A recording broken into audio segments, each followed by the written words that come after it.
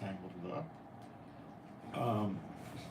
I wear sunglasses because I'm in front of screens so much of the day.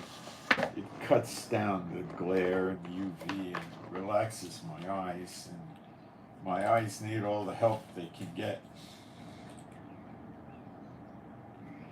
Okay.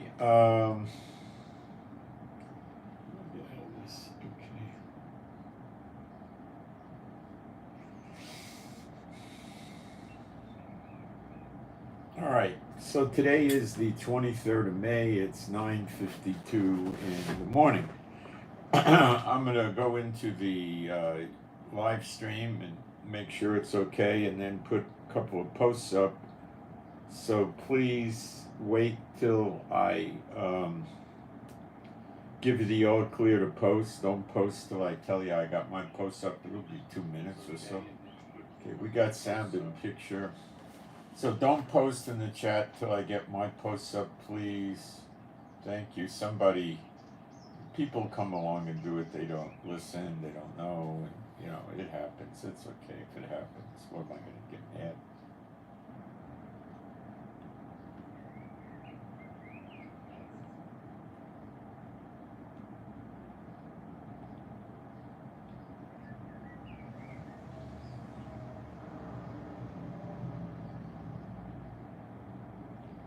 Almost done.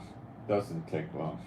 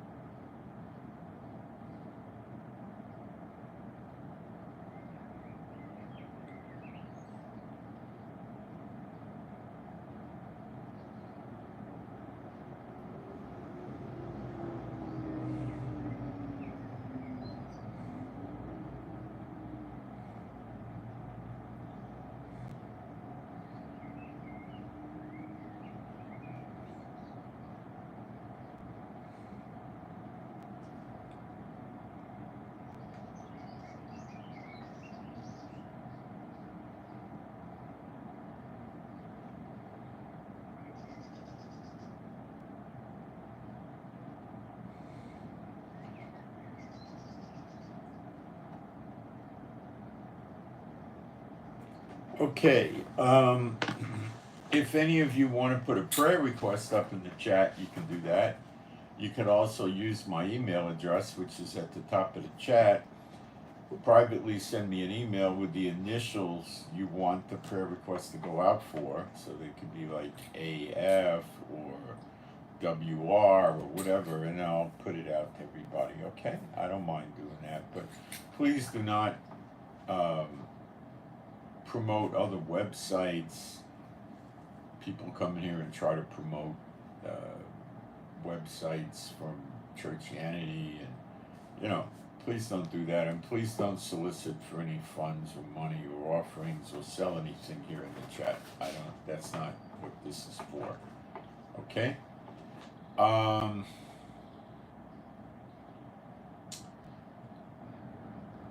right, I'm gonna do some praise. Of course, it is a Bible-believing site.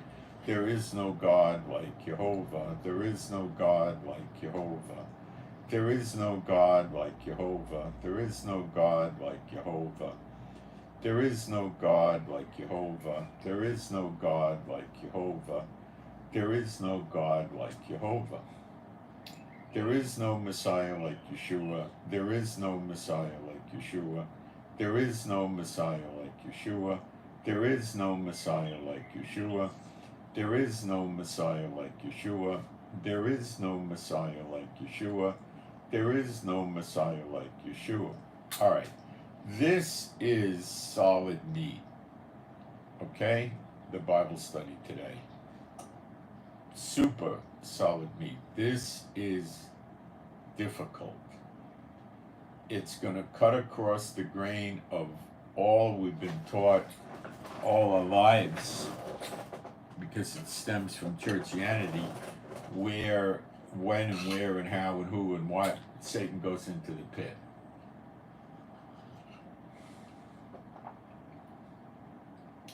I'm very proud to say I think I've perfected the tomato juice Bloody Mary mix without the alcohol. I ordered different herbs online, and I got one called chili and lime, and that was the missing ingredient, the lime. Then I got celery salt in there. Then I got Worcestershire, Liam Perrin Worcestershire sauce, and I have the Tabasco, the regular one. And I put all that in reasonably generous amounts and mix it up, and I hit it really good. It's great.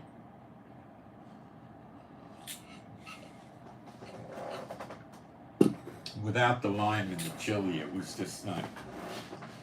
Tabasco's not really, they call it a pepper sauce. I don't think it's exactly the same as a cayenne. You know, there's this Moroccan paprika, I believe they call it, that we get in Israel. And it comes in different formats. I think you could get a powder or a kind of a liquidy jar of it. I have it in the house. And there's a rendition that's mild, and then there's one that's really hot. And it's really hot. As of the last 2 or 3 years, the hot sauces in Israel, the variety and the selection seems to have improved. It's pretty easy to get the Tabasco scorpion sauce, which is, to me, it's extremely hot. The regular Tabasco, I don't usually put it on food that much. Sometimes I do. It has an odd taste. And I like the habanero better. That's a chili pepper. So anyway, enough on that. So what we're going to look at today is when Satan goes into the pit. And I always assumed he goes into the pit in Revelation 19, you know. But is that really what happens? And there's a couple of hints to this, and we may hit what appears to be a paradox later in the Bible study in Revelation 16, and then we're going to have to modify our thinking, because the way you make doctrine, I was shown this decades ago, the way you get correct Bible prophecy doctrine is you build a doctrine and then you try to find scriptures to kick against it or knock it down. And then you keep modifying your prophecy position until you can't knock it down or kick it apart. And you got to try real hard to attack your own doctrines.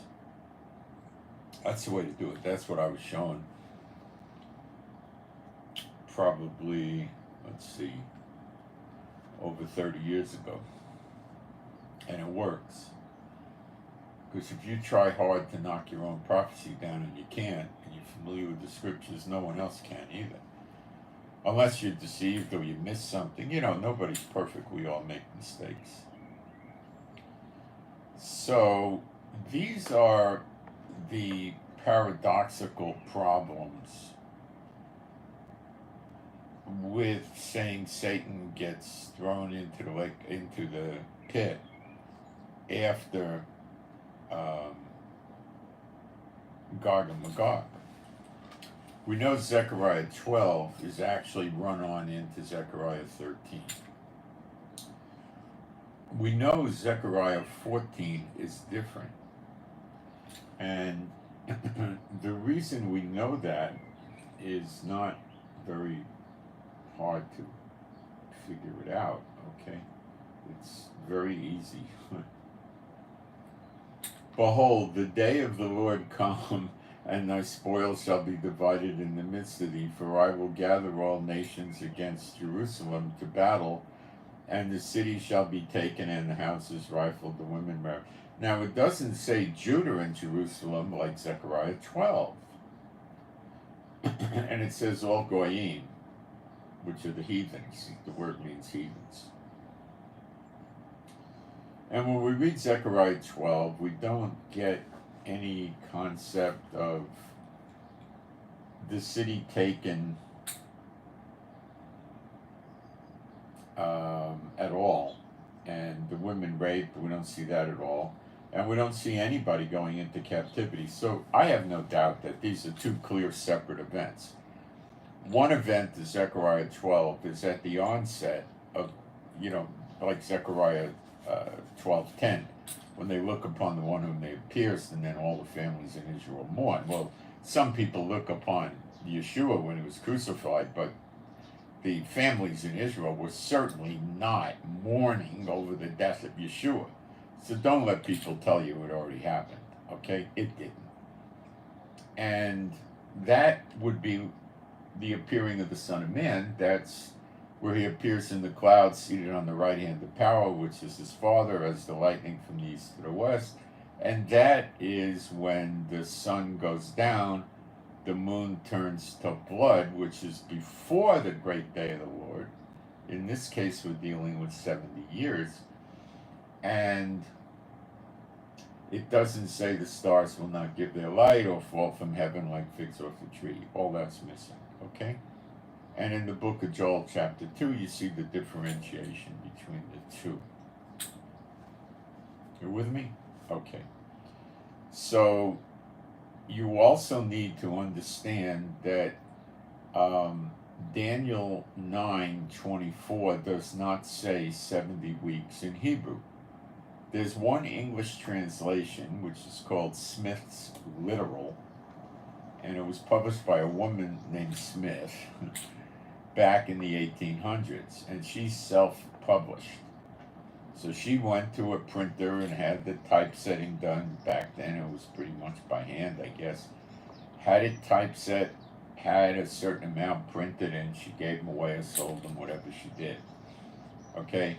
And she understands this says 70. I must have easily looked at 40 or 50 English translations easily, and I never found one that says 70. Okay? The words are identical in the Hebrew. Now, I will document this, but I don't know how many of you are going to get it, but we'll put it up on the screen. I'll put a Hebrew Bible up there with Strong's numbers, whatever that's worth. Strong's makes mistakes too on this stuff. And I'll put Daniel 9:24 up there. You'll see numbers, and remember this is a Hebrew Bible, so you're going to see the numbers on the right hand side. It says Dan 9:24. And the first word, Shavim, you don't read Hebrew, I'm assumptive, but the first word is to the left of Daniel 9:24, and then you drop down to the next line starting on the right, and you'll see you can pause the video after I put it up and go through the characters one by one. While you won't be able to read it, you'll be able to recognize the characters are the same, identical, okay? So I'm going to put it up now. Remember, you got to go right to left. And you'll be able to pause this and look at it at your leisure, okay? So it's the exact same word. So what this is saying is there's two 70s for Israel. Daniel was in Babylon from the Babylonian captivity. He was pretty old. He never took the trek back to Israel. And the first 70 was the Babylonian captivity. Okay, which was 70 years. And the second 70 hasn't happened yet, but it soon will. And it's not extremely difficult to show you that. I'll do that very quickly. Some of you don't know this, and some of you have been with me for a long time and you know this, okay? 70. They're identical 70 years. 360 days are in the biblical year. Okay, so 70 biblical year periods. Back when this was written, there was no Pope Gregory, nor was there a Gregorian calendar with 365 days and leap years and all that other stuff. Okay, and in the Hebrew calendar, the new month is determined not by a calendar, but when the new moon, which is called a Kodesh, is spotted, and it's the sliver, not the full moon, the new moon, a little sliver. The Levites would go up on different heights in Israel, and they would look for the moon with the naked eye, which generally done today in Israel is, my wife goes out and spots it every month. She, at times, will use artificial, like a binocular or a zooming camera lens, to find the moon where in the sky it is. And then she puts the optics away, and if she could see it with the naked eye, it's a spotting. If she finds it with binoculars and she cannot see it with the naked eye, when she knows where it is, then it's not a spotting. That's the criteria based on they didn't have optics back then. Since we have optics today, should we use that? I don't know. I've never really spent a lot of time on it. I think my wife's method is probably the correct way to go.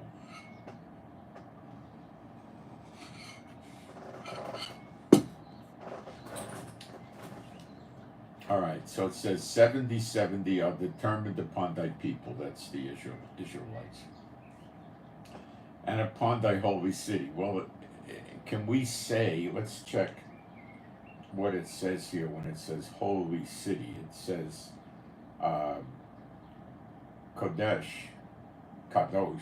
I guess you pronounce it Kadosh. Kadosh, where do we know that word? Kadosh, Kadoshim. Holiest of holies. Kadosh means holy. Israel is not holy today with the mosques, the minarets, the Dome of the Rock, the Catholic churches, Greek churches, Russian Orthodox churches, every kind of crazy church. Other religions, I got little facilities there and stuff like that, okay? And the rabbis in their synagogues are certainly not holy. So we don't have a holy city yet, but we will after Zechariah 12:10.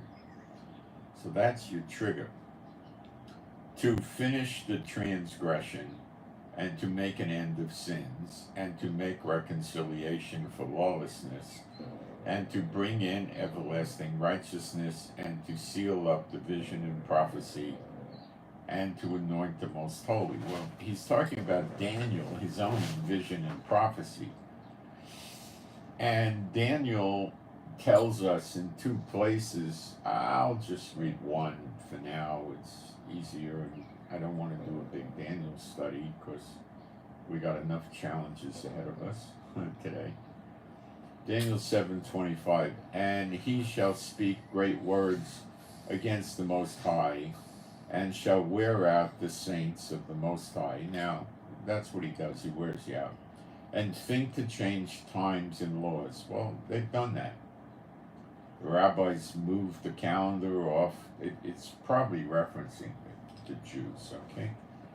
And they've created a cockamamie calendar where they don't use the spotting of the full moon, and they predict the holidays out many years in the future. You could go online and put in Passover 2028, and they'll tell you exactly what day it occurs. You can't do that because you got to do it by the new moon spotting, and it's actually a feast day in the law. That was never done away with, okay? And think to change times and laws. Well, they've changed the laws with their Talmud, which they consider overriding the Bible. They said Moses gave the written law to the heathen, and he gave the oral law, which is the real law, to the Jews, and then they made it a written law. Right? I don't go for that at all. Okay. and they shall be given into his hand until a time, at times, and the dividing of times. Okay? Now, people think that's 1260 and 42 months. They're wrong. What it is captivity. How many times did they go into captivity? It's like, how many times did you eat Chinese food? Or how many times were you on an airplane? Okay? That kind of time. The first time was Egypt. Second was Babylon. The third was Rome. And the half time is Zechariah 14. And it explains it very plainly. It's easy.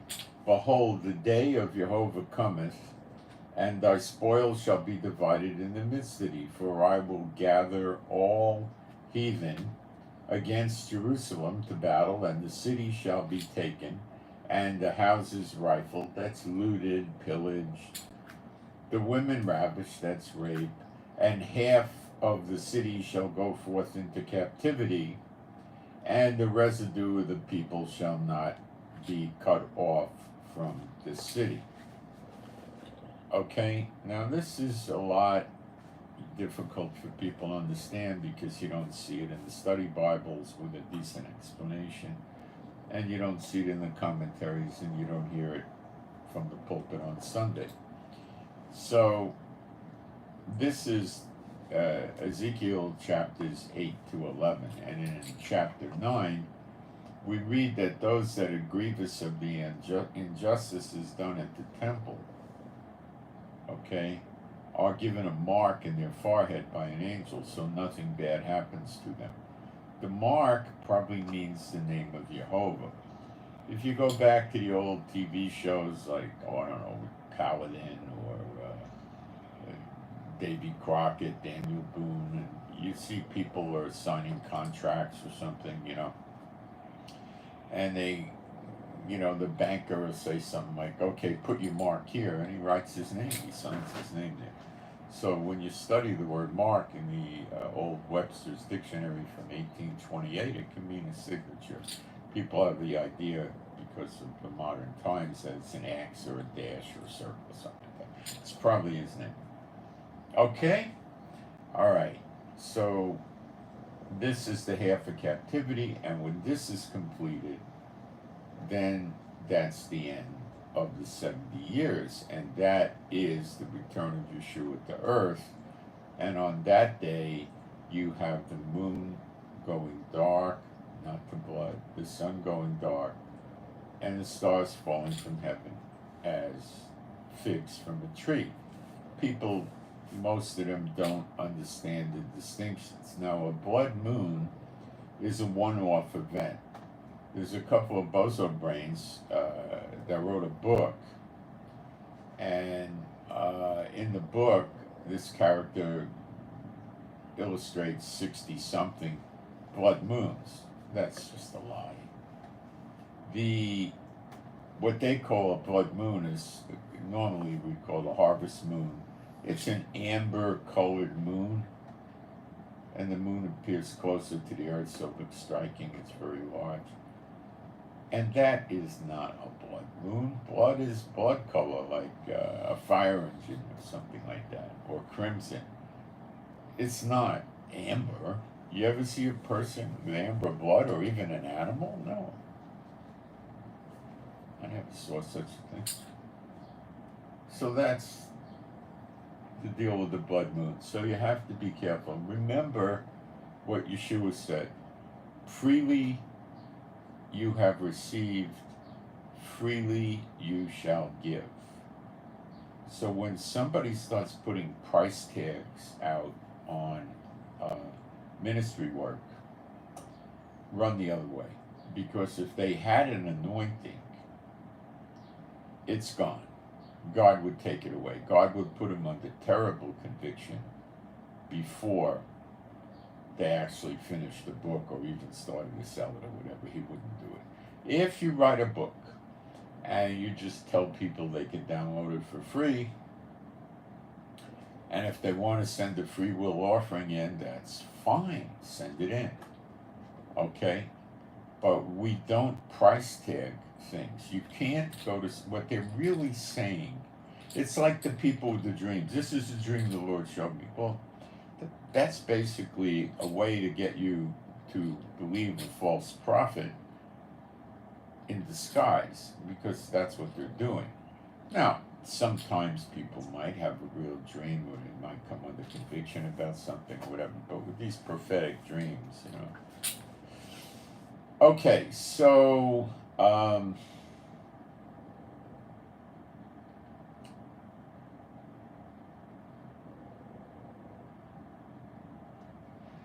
free will offerings are fine. Price tagging is bad. What they're saying is God gave me these great revelations about Daniel, Revelation, John, Matthew, Isaiah, whatever, right? And I'll be happy to share them with you. Just send me $29.95 plus $11.95 for shipping, and I'll send you the book. That's making merchandise out of God's people. If there ever was an anointing on this person, they never would have sold the book. Okay? That's it. Free will offerings are fine. By the way, somebody's messing with my offerings.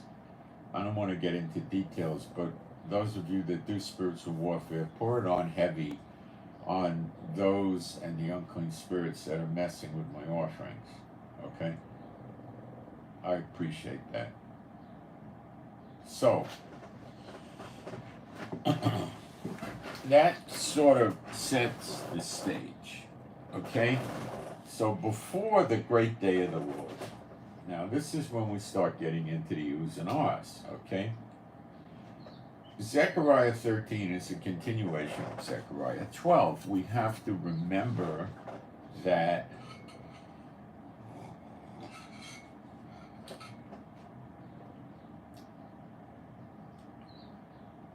the chapter numbers and headings and verse numbers is all artificial.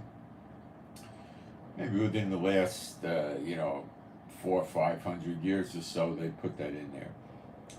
The original Bibles didn't have that. They were in Hebrew in the Old Testament. They didn't have this. They were generally on a continuous scroll.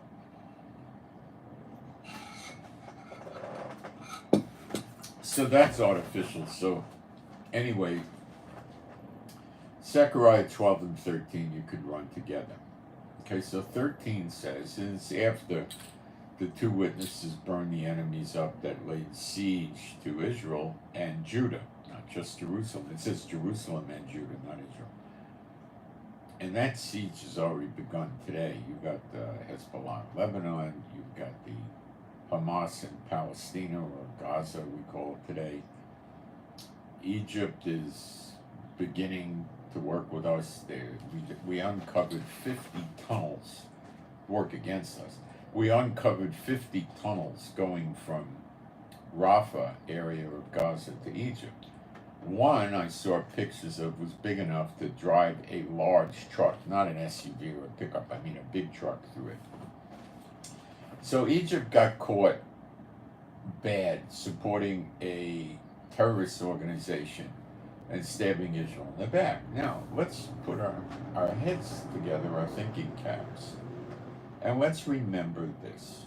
When we're dealing with world leaders to this day right now, Satan is still God of this world. That's coming to a very short ending, and we're going to show you that later today. Short time, it'll be over. But the leaders of all the countries are worshiping and serving him and the unclean spirits. So, remember that every country, no exception for any country, no exception for Israel or anything. So, how could the Israeli intelligence service and Netanyahu and all of them not know about 50 tunnels into Rafah, some of them big enough to move a tractor trailer through? How could they not know of 200 to 300 miles of tunnels in Gaza? How? When we deal with world leaders especially, you have to not pay that much attention to what comes out of their mouth. it's good to listen to it and analyze what they're saying. But the only truth you're ever going to get out of these people, maybe, because they're masters of deception. So what you might get is their actions are going to show what they're really about, what they really think, what their motives are, which God they're serving, and what they're up to. So Netanyahu didn't know about this all these years? And he makes a mockery out of Israel by going to Egypt and using them to negotiate peace deals and ceasefires with Gaza all these years, while they're supporting Hamas and Gaza and helping them get the weapons. They made a monkey out of us. Then he negotiates using Qatar to negotiate with Gaza, or Qatar, whatever you want to call it, up on the Persian Gulf. While they're housing the big leaders of Hamas in Gaza, Qatar is housing them, and to this day they still are, in five-star hotels in Qatar. So Netanyahu uses them to negotiate with Israel. So Israel, so with Hamas. So he's made a mockery out of Israel behind the scenes, and this encourages the Palestinian terrorists because they know what's going on. So why didn't the government of Israel take action over 200 or 300 miles of tunnels and 50 tunnels to Egypt? What's wrong with them? Why didn't they announce it to the people of Israel and let us know what was going on? They never announced it. This is 20 years of Netanyahu in office with who I call the curse on Israel. So you look at their actions, don't look at their words so much. It's you listen to their words, or pay attention to their actions. Biden's a friend of Israel, and he's never going to leave us, or stuff like that, he says, right? Well, he's still withholding 3,500 bombs while we're attacking Rafah. Whose side do you think he's really on? Do you think he's really trying to help Israel? The Palestinian Authority basically is in Ramallah, and they run the West Bank on paper. They have a few communities in the West Bank that are predominantly Arabs, and they do have terrorist infestations. This would be Ramallah, Jenin, Hebron are the big ones. Okay? Now he runs a slave for pay program. Okay. So if a terrorist goes out and kills a Jew and gets killed, he could kill a 6-month-old baby, it doesn't matter, and the soldiers kill him. His family, he gets a stipend of over $3,000 a month forever from the Palestinian Authority. Now, $3,000 a month in the West Bank or Gaza would be like you in the States getting $10,000 or $12,000 a month. Okay? If the terrorist goes to prison for an act of terrorism, he didn't even have to kill the Jew, just tried to kill or tried a terrorist attack. The same thing happens while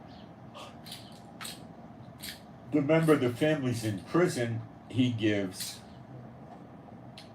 I think it's $3,100 some odd dollars to the family of the terrorist. Now, nobody's going to be able to make a case that this doesn't promote terrorism. A young fellow that gets caught up in this radicalism of terrorism and that lives there and they're in poverty can be a hero to his family.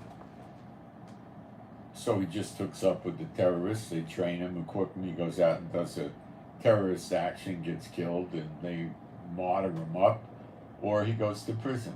And then if he's in prison, Mahmoud Abbas, the head of the Palestinian Authority, who hasn't stood for office in 15 years,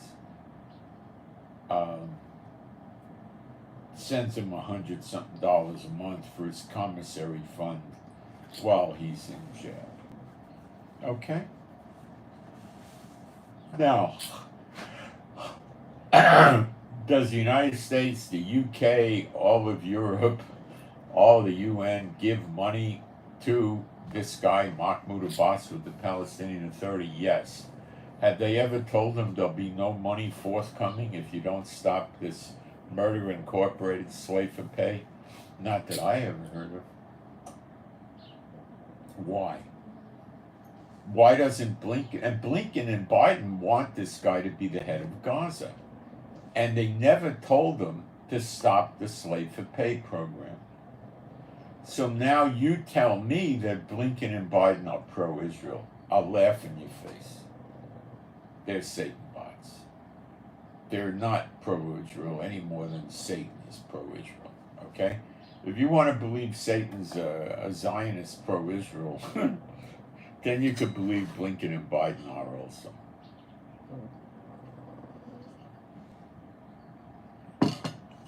Okay? You look at their actions, you don't look at their words.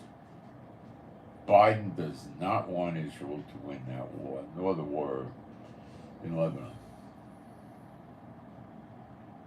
Okay.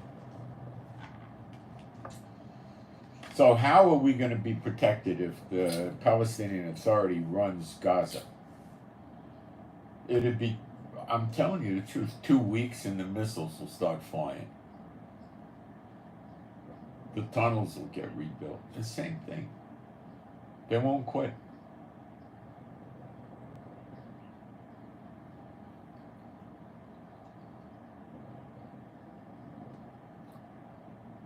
So don't listen to their words. Okay, so Zechariah 13, which is continuing of the battles over in Zechariah 12, and they're mourning because they know who their Messiah is, and God poured his Spirit out on them. In that day, so we're in the same day, there shall be a fountain opened to the house of David and to the inhabitants of Jerusalem for sin and for uncleanness. Okay, so the sins have been removed. And it shall come to pass in that day, saith Jehovah of armies, that I will cut off the names of the idols. Let's check all the words. Idols, atsav,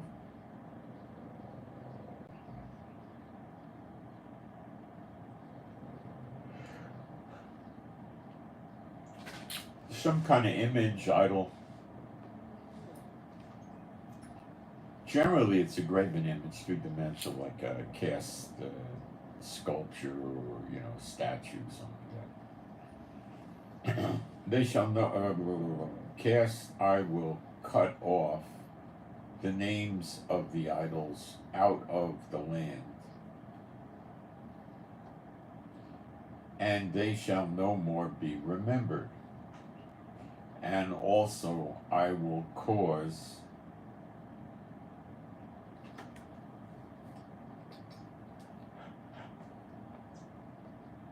the prophets, and it means the false prophets, and the unclean spirit to pass out of the land. So we're going to do a word study on the unclean spirits pass out of the land. But before I do this, this is where we start opening this box up with shocking ideas and revelations. Is Satan an unclean spirit? Absolutely. Okay? And the unclean spirit, let's look at that word. It's tumah, unclean, religious impurity, filthiness, unclean. Okay, so we'll go with unclean. It's a decent translation. Spirit is spirit, ruach, it's spirit, unclean spirit. To pass, let's check the word for pass, 5674 in Strong's.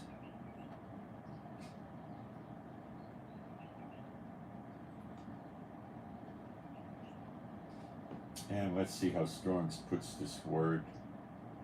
into English.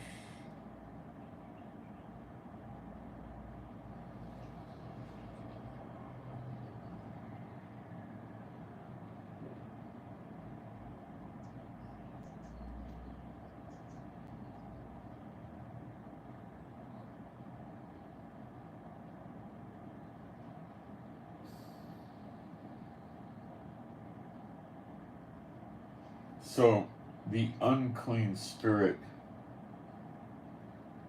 goes out of the land of Israel after the battle. So it says pass to go out, pass, and then out of word is min. It would really, I would say from.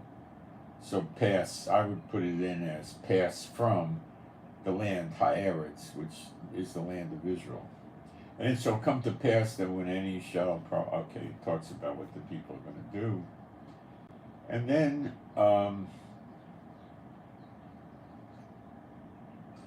it also talks about prophetically in Zechariah 13, 8, and 9, the 2/3 getting cut off and the 1/3 being raised up and purified and having a dross go out of them and saying to God, you know, Jehovah is my God, you know, that kind of thing. Okay, so this is not Gog and Magog. This is not the great day of the Lord, or is it? Let's just say it's not the great day of the Lord for now. Let's leave it there. Okay, so this is something that happens immediately following the appearing of the sign of the Son of Man in the clouds. Okay, so there's no more unclean spirits in Israel. And that would have to include Satan. So when we put in a doctrine that says Satan is still around to lead the people astray in the great day of the Lord, we got a problem, because that would pretty much require this jackass dragon, serpent, Satan to be in Jerusalem, where the trouble is.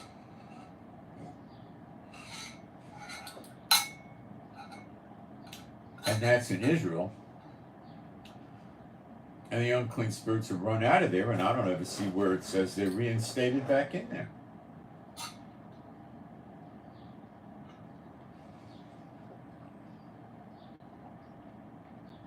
And when we start making assumptions that the people sin, it opens the door for the unclean spirits to come back there. That's when we got to be very careful, because now we're not using scriptures, we're using human logic. Human logic's not so good. Okay? By the way, yesterday we had plenty of people in the chat. It was displaying like nobody was in there.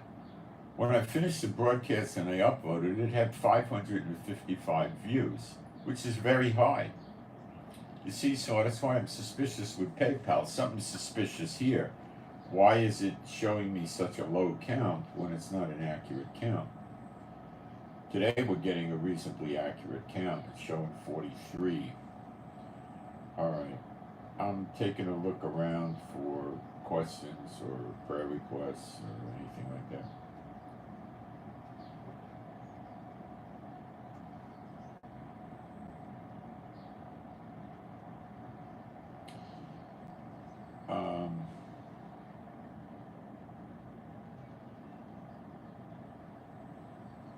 A blood moon is a one-off occurrence in prophecy. It's in Daniel 2, I think, verse 31. It's in other places. It's a sign, okay? And at the same time as the blood moon, the sun goes dark. That's black dark. And the moon turns to blood. So it would appear to us as the color of blood, which would be fire engine red or perhaps a dark crimson. Certainly not an amber colored or an oat color moon. Okay? So they're playing with the people to make merchandise out of them and sell them books. And it's a one-off event. There's only one blood moon. And it's never happened yet. Okay, someone asked for prayer for the family. That's, you know, why don't you send a prayer request in with your initials and be a little more specific, like be at peace, happy, stop fighting, whatever it is, make it rather simple so people driving in a car or watching their children or doing housework or listen to the broadcast can say the prayer without having to sit there and pause and back up 4 or 5 times and write it down. You'll get more prayers if you make it a little bit simplex, okay? But I'll be happy to put it out. But just pray for my family, and what are they going to pray for? I don't know. We need to be a little more specific, I think. Okay.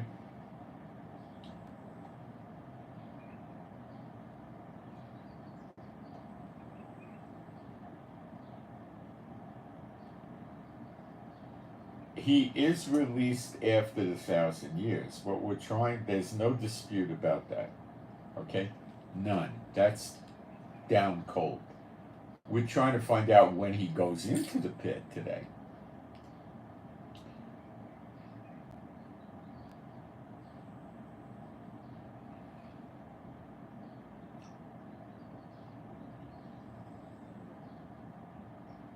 It doesn't come from the Egyptian word like you're saying. That's not it, okay? It has a meaning. Israel has a meaning in Hebrew. It's not from the Egyptian word. That's just nonsense.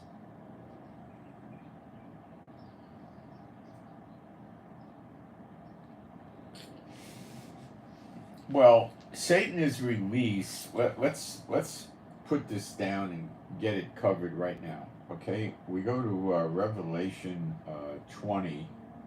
I think it's around verse 7, maybe. Yeah, I hit it. And when the 1,000 years are expired, Satan shall be loosed out of his prison, and shall go out to deceive the heathen, which are in the 4 quarters of the earth, Gog, Magog, to gather together to battle, the number of whom is as the sand of the sea.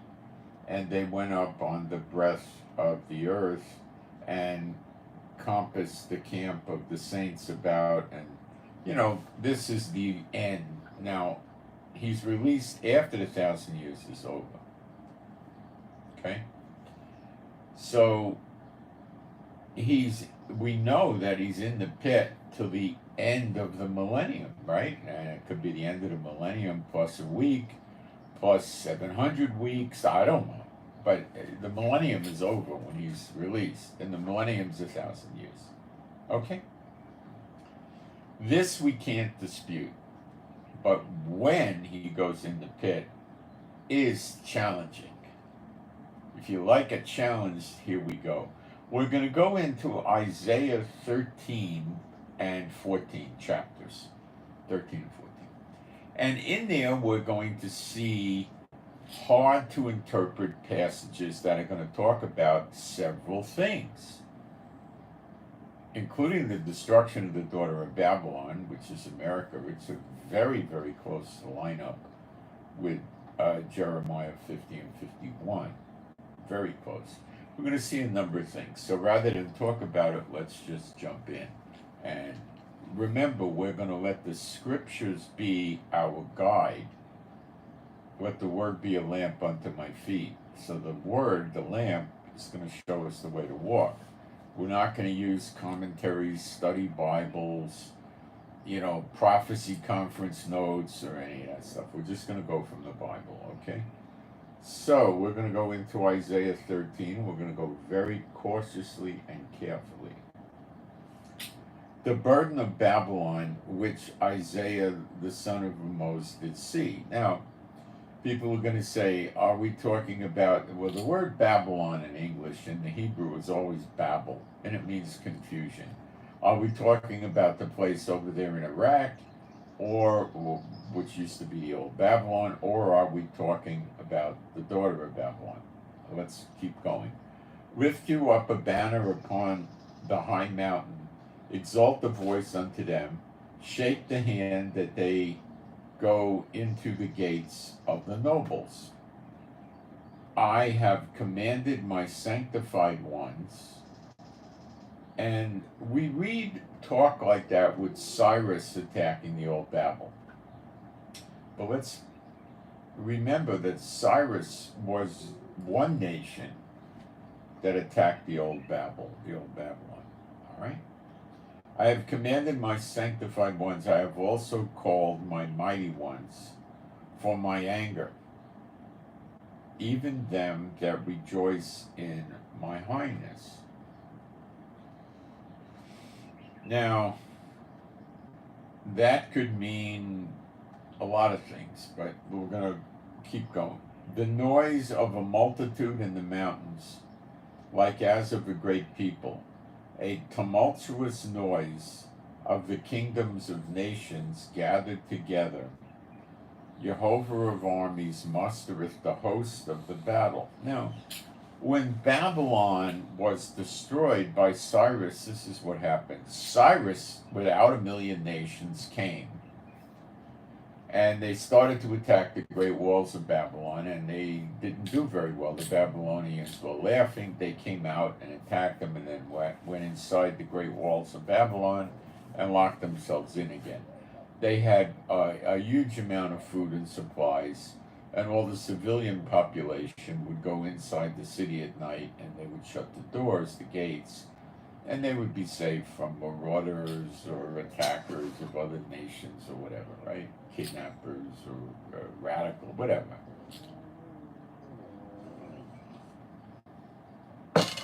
The walls were thick enough to drive chariots on them.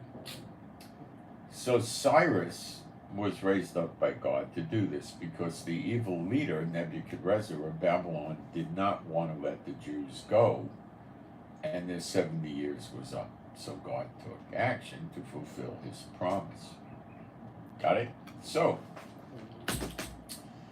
Cyrus didn't want to try knocking down the wall again, and what he did, and I'm sure God inspired him, is he moved his soldiers away from the walls a bit, and he went to this river that went under the walls into Babylon, and that was their source of water.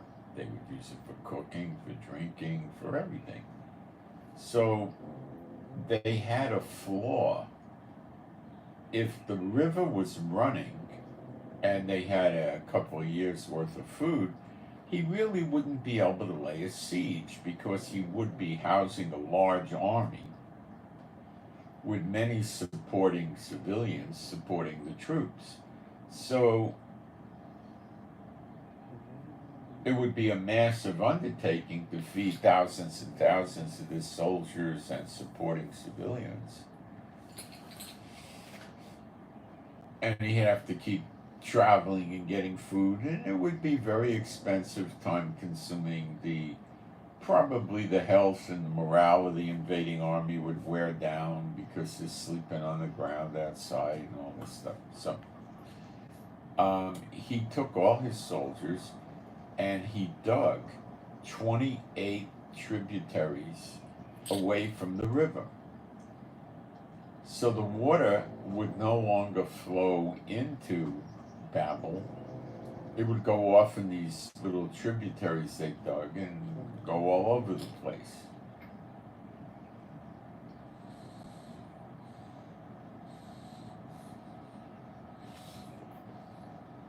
And as morning came, the river was gone. I mean, there might have been mud there, this I don't know, but the river was gone.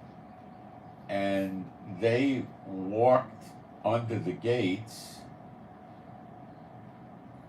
right into Babylon. And the rich people were waking up and having their servants serving breakfast on their verandas and patios and outdoor gardens and all this stuff. And they saw that they were inhabited by Cyrus's army. And they were taken. And we would say today, without a shot being fired. Now, if there was a regular siege going on, probably a lot of the Israelites inside the walls of Babylon would have got killed, because they would catapult stones. They would catapult big balls of wheat and grass that were bound up and covered in tar and lit on fire they would shoot hundreds of thousands and tens of thousands of arrows in, raining down on everybody. They really weren't very discriminatory about hitting only military targets back then. They hit whatever they could hit. And a lot of Israelites may have gotten killed. And the siege would take weeks, maybe months. And the food supplies would run down, and who do you think they would let starve to death first but the Israelite slaves? They really weren't exactly slaves. That's not true. So they weren't. They were living peacefully. They weren't really slaves. So they it would have been horrific. So this battle was not what a lot of people think it was. It was very sanitary, and it had an extremely low loss of life for the sake of the Israelites. So let's keep reading. The noise of a multitude in the mountains, as of a great people, the tumultuous noise of the kingdoms of nations gathered together. This was not necessarily Cyrus with lots of nations gathered together. It was his army. Jehovah of hosts mustereth the host of the battle. They come from a far country, from the end of the heaven, even Jehovah and the weapons of his indignation to destroy the whole land. That's not what happened in the Cyrus versus Babylon time.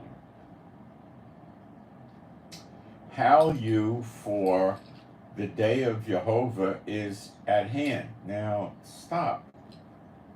The day of Jehovah, yes, Zechariah 14, is at hand. What does that mean? Strong's number 7138, Karab, near. Okay? So it's coming, but it's not here yet. He's not announcing this is the great day of the Lord. All this is happening, and he's saying, you see, the great day's coming. But it's not here yet. The great day of the Lord. It shall come as a destruction from the Almighty. Therefore shall all hands be faint, and every man's heart shall melt, and they shall be afraid. Pangs and sorrows shall take hold of them.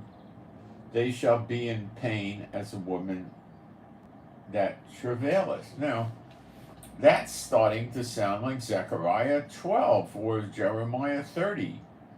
They shall be in fear, they shall clutch their loins, and their faces will turn pale like a woman in travail. It's almost exact.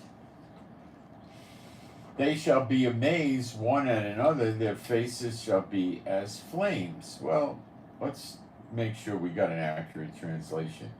Faces, punum, yep, it means faces, shall be in flames. Let's check that. Face. Wait a minute. Their face flames.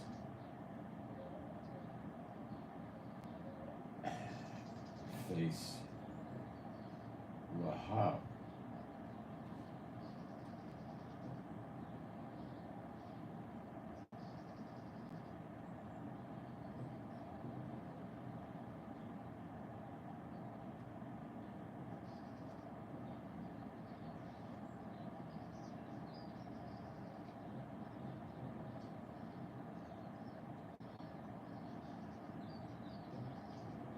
Bright and glittering. What he's saying here is not what they're trying to put in the English translation. This is Zechariah 12. They've seen the Son of Man in the sky, and they're changed. They have eternal life, which does not mean they can't die. They could still die, but they live a very, very long time. The scriptures to support that read like, my people's days shall be like that of a tree. Tree could easily hit 1,000 years more, 2, 3, 4,000 years. Then it says a child shall die at 100. They could still die. They don't have a spiritual body. but it's a fulfillment in Hosea 6, 1 and 2. Their 2,000 years of punishment is over as a result of them killing the Messiah, their own Messiah. So now they're healed, so they're not sick, they're not weak, then, it also, we covered this the last couple of days several times, they become youthful. I think that an adult will probably revert back to something like age 21 to 23, my guess. Okay. Their faces shall be as flames. Their faces shall shine. They'll be emanating forth light, like Moses did when he was on Mount Sinai with the glory of God of Israel. It wasn't with Yeshua, and he wasn't with Jehovah. He was with the glory of God of Israel. Behold, the day of the Lord cometh. Now we're switching back to the day of the Lord.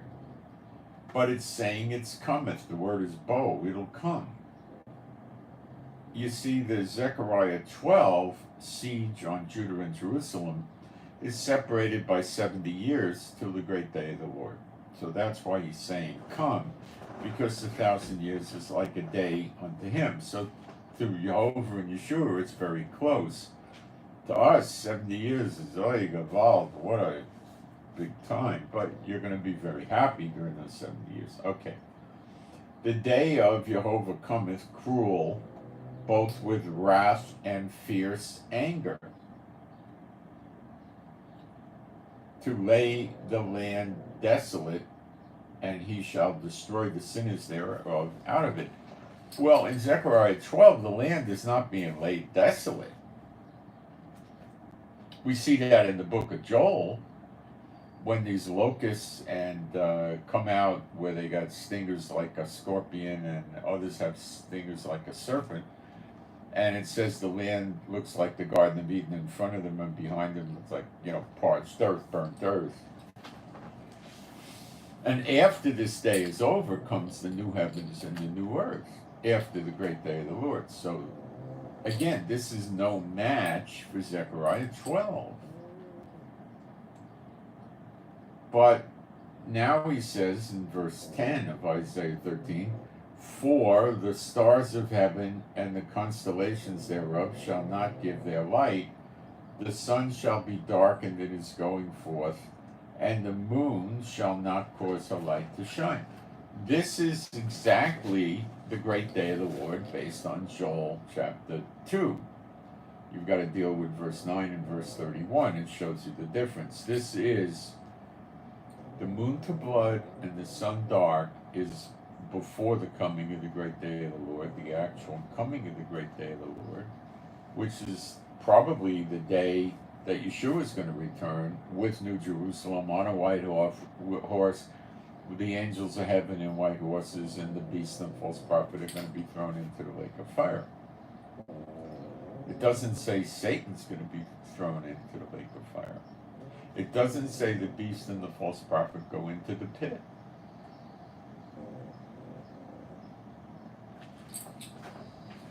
This is solid food. You got to chew well, believe me.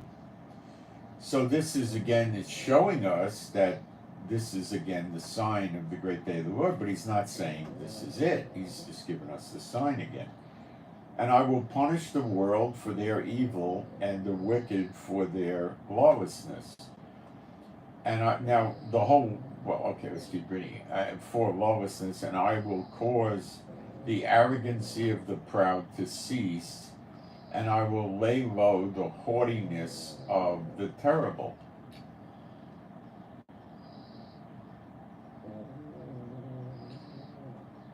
I will make a man more precious than fine gold, even a man than the golden wedge of Ophir. And that's probably a type of gold that was very desirable. What it is, I don't know. Therefore I will shake the heavens, and the earth shall remove out of her place. Now, we don't see this at all in Zechariah 12 anywhere. The earth shall remove out of her place in the wrath of Jehovah of hosts, and in the day of his fierce anger. And it shall be as the chaste roe, and as the sheep that no man taketh up. They shall every man turn to his own people.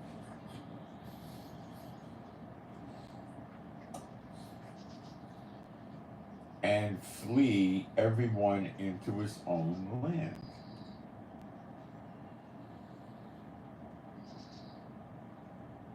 Now that doesn't sound like the great day of the Lord.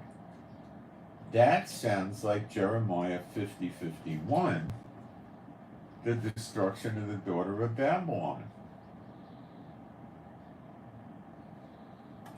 Let's go back. I will punish the world. Let's get that word. Tabel.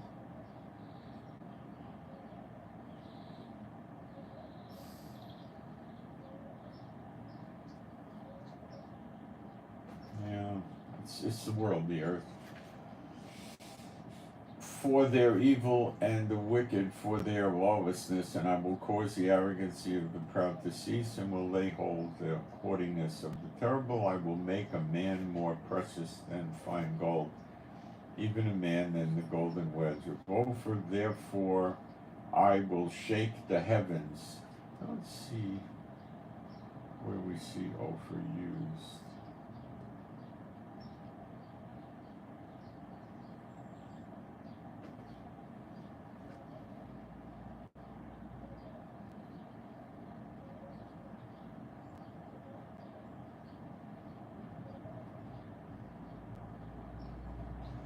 It's just here.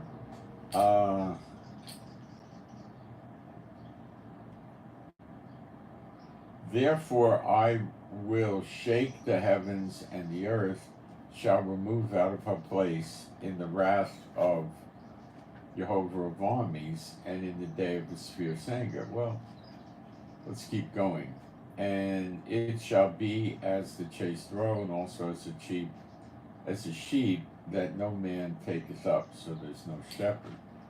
They shall every man turn to his own people, and flee everyone into his own land. That's not in the great day of the Lord. Everyone that is found shall be thrust through, and everyone that is joined unto them shall fall by the sword. Their children also shall be dashed to pieces before their eyes. Their houses shall be spoiled, and their wives ravished. Well, that's starting to sound like Zechariah 14 now. Behold, I will stir up the meads. So maybe we're on the great day of the Lord here. But it says, everyone that shall be found shall be thrust through. Well, half of Jerusalem doesn't leave, they stay there. They don't get thrust through.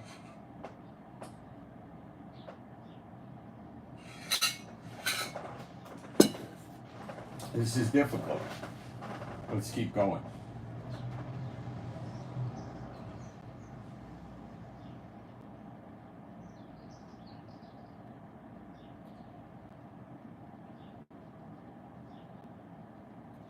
And the Medes are against them which shall not regard silver, as for gold they shall not delight in it. And this you find the Medes in Ezekiel 38:39.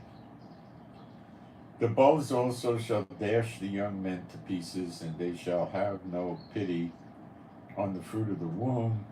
Their eyes shall not spare children. And Babylon, the glory of kingdoms, the beauty of the Chaldeans, excellency, shall be as when God overthrew Sodom and Gomorrah. Now that's a very good reference to the destruction of the daughter of Babylon, because it's by fire, like Sodom and Gomorrah was fire and brimstone. God says he will kindle a fire in and around their cities, and they're going to get burned.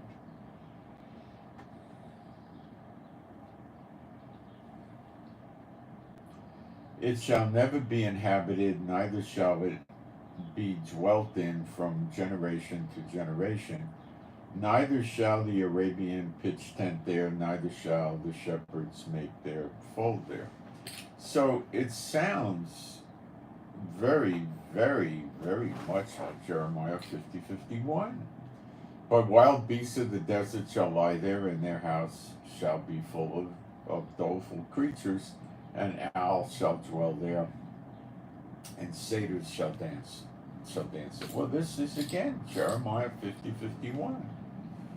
Destruction of America, daughter of Babylon, and the wild beasts of the islands shall cry in their desolate houses, and dragons in their pleasant palaces, and her time is near to come, and her days shall not be prolonged. It's talking about the daughter of Babylon.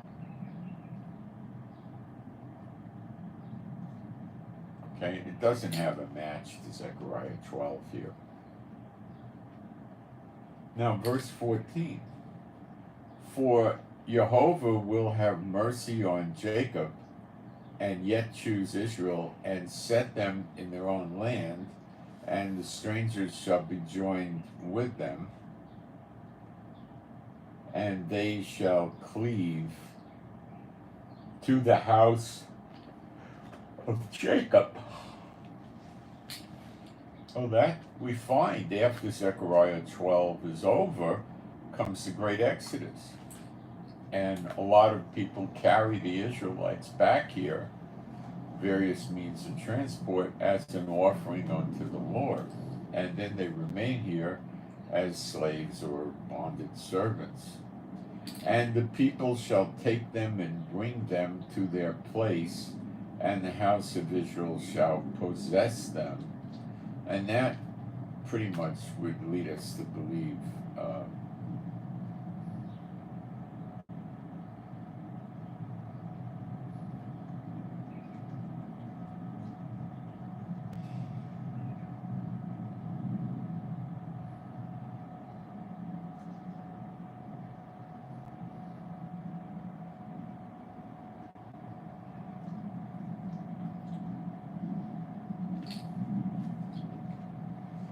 and the house of Israel shall possess them in the land, in Israel, in the land of Jehovah, that's Israel, for servants, and that could mean a slave, or a bonded, indentured type servant, and a handmaid, that's a maid, a nanny, a cook, a housekeeper, stuff like that, I would think.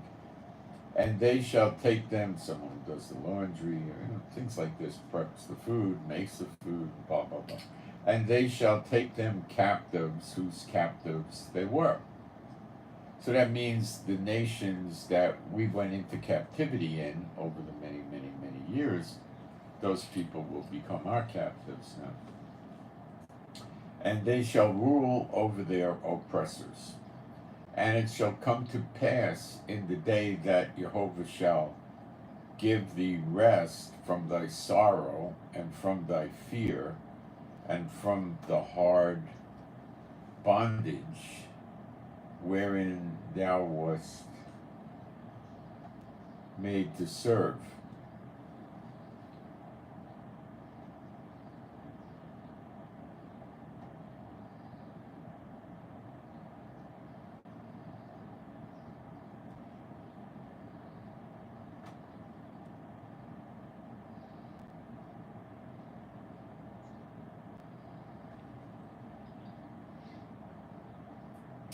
Now I'm in Isaiah 14, verse 4.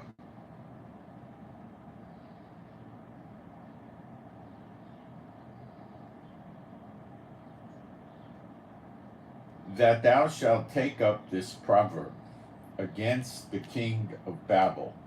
Well, in Jeremiah 50:51, we read about the king of Babylon referenced as this Nebuchadnezzar. Nebuchadnezzar was the king of old Babylon that caused all the problems for the Israelites. But he's saying this Nebuchadnezzar, so he's probably speaking, unless things change, about Biden. Look how Biden's pushing Israel around.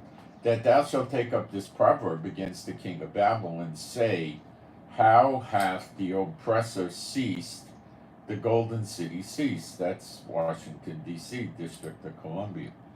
Jehovah hath broken the staff of the wicked and the scepter of the rulers. Well, you would get that by reading Jeremiah 30, verse 11, which is right in there in the midst of the birth pangs, and it says, he shall destroy all the nations that he sent the Israelites into captivity in over the many years. And I figure that's got to be at least 100 nations. He who smote the people in wrath with a continual stroke, that's Satan. He that ruled the heathen in anger, that's Satan, is persecuted, and none hindereth. What does persecuted mean? 4783, Murdaf. Let's see how Storms puts it into English. Be better, I think. It just means persecuted.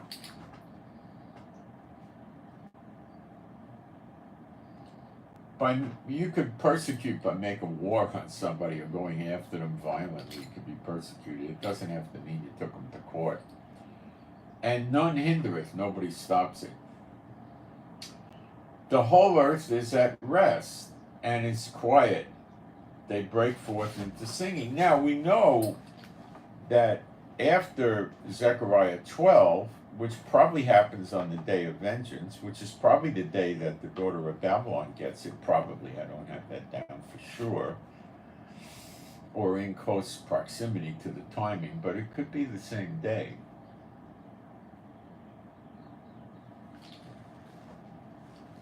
That's the rest, and that's when it happens. They shall beat their swords into plowshares and their spears into pruning hooks.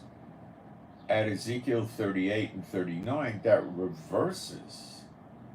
They beat their plowshares into swords and their pruning hooks into spears. Curious. The whole earth is at rest and is quiet. They break forth into singing. Well, Israel's now the head of the nations. The unclean spirits are all run out of Israel, including Satan. Yet can't be there. Yea, the fig tree rejoiceth at thee, and the cedars of Lebanon, saying, since thou art laid down, no fellow is come up against us.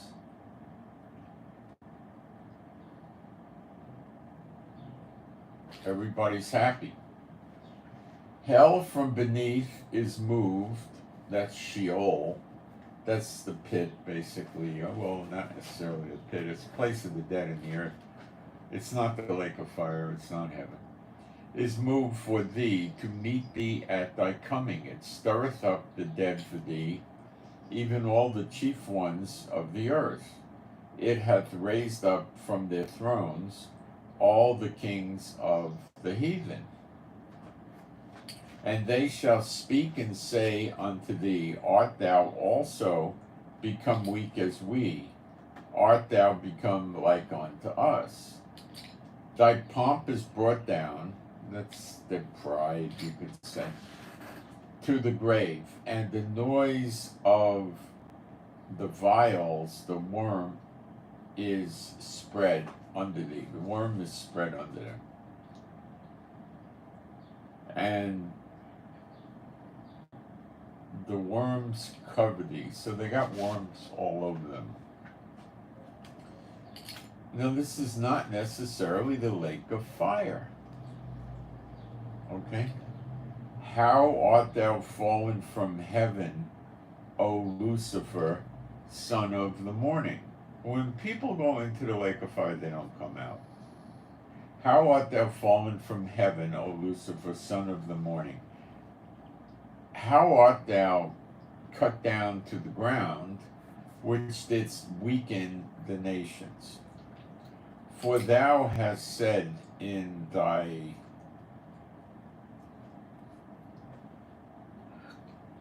heart, I will ascend into heaven. Wait, I gotta check something with my phone here. I'm gonna get a supermarket delivery pretty soon, and that's just gonna take a very brief amount of time for me to run out and let the guy bring the stuff in and put it in the room. It's not a big interruption. But sometimes my phone doesn't ring.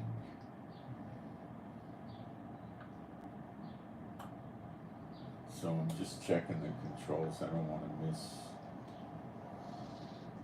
the delivery because there's stuff in there I need. It was, it was something weird. So much stuff I ordered didn't come today. I don't understand it.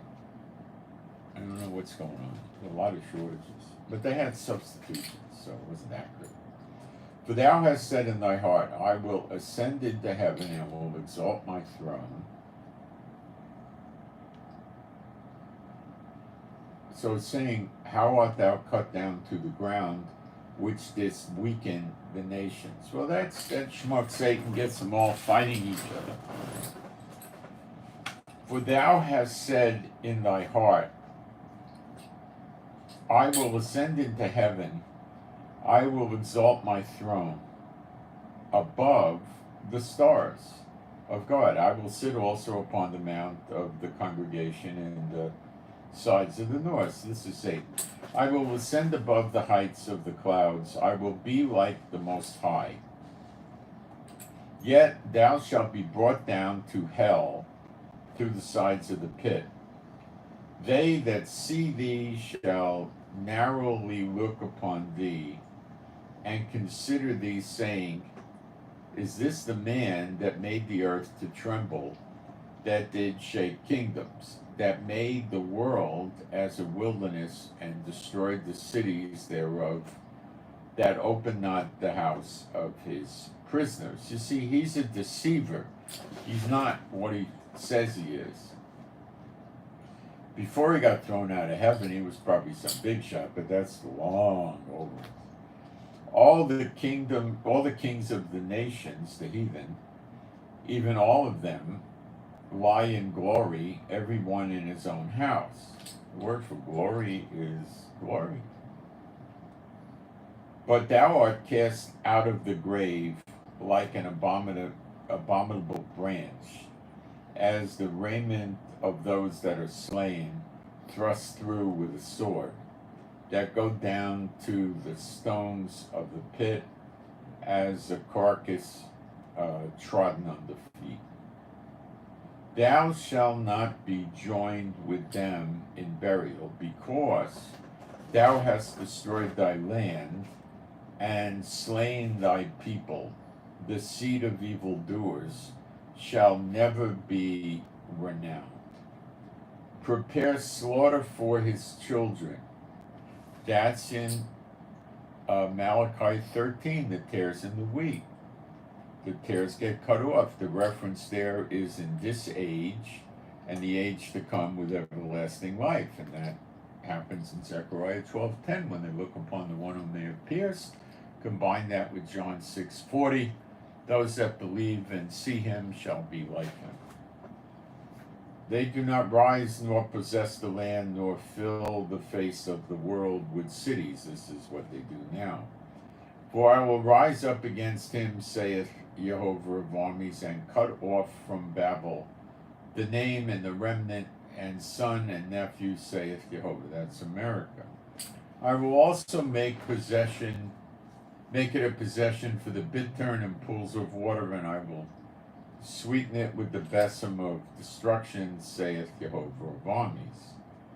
Jehovah of hosts had sworn, saying, surely as I have thought, so shall it come to pass, and as I have purposed, so shall it stand, that I will break the Assyrian in my land, and upon my mountains tread him under foot.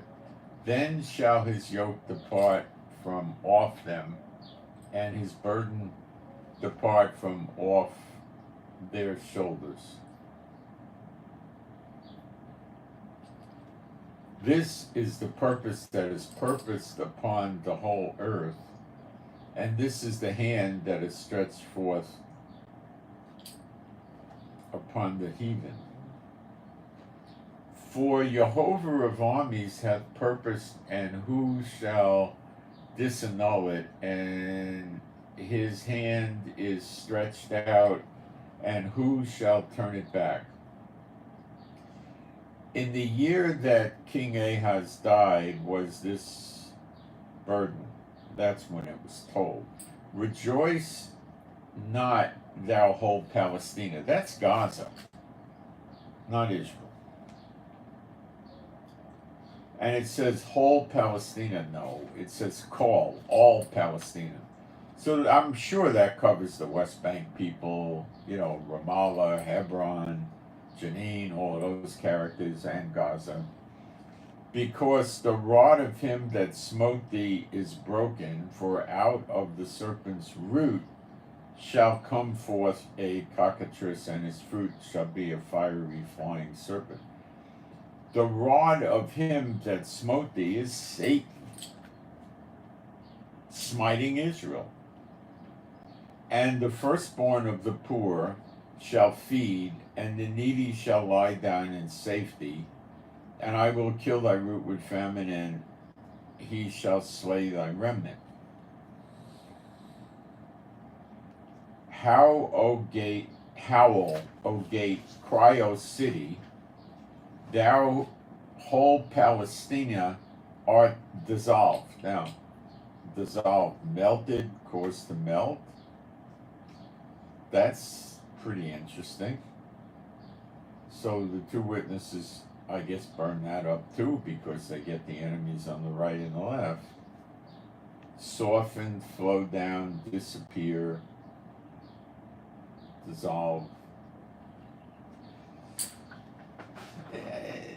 I think it goes away. Thou, O whole Palestina, art dissolved, for there shall come from the north a smoke, and none shall be, and none, it just says, alone in his appointed times. The north would be from Israel, Ashdod, Ashkelon. What shall one then answer the messengers of the nation, that Jehovah hath founded Zion, and the poor of his people shall trust in it? It's almost like you got to be poor to make this eternal life. Really? The rich fat cats ain't going to make it. Because how did they get rich? Serving Satan. I'm going to take a fast break and we're going to go through this. So it's giving me the impression that Satan goes into the pit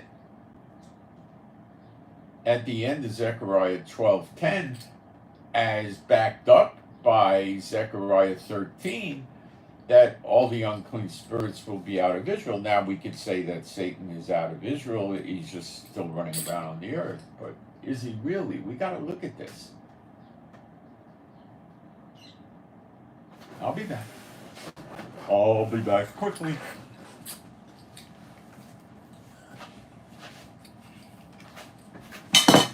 Whoa.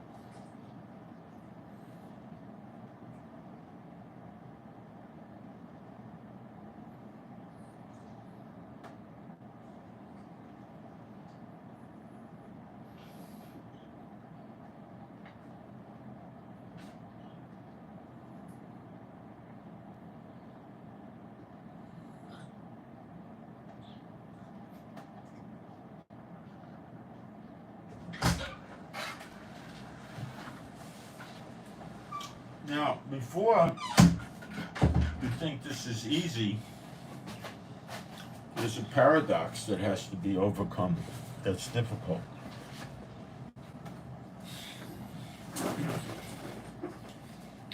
The easy thing here, well, not so easy, but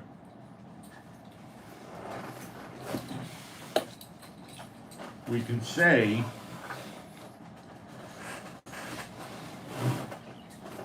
that when Satan goes into the pit,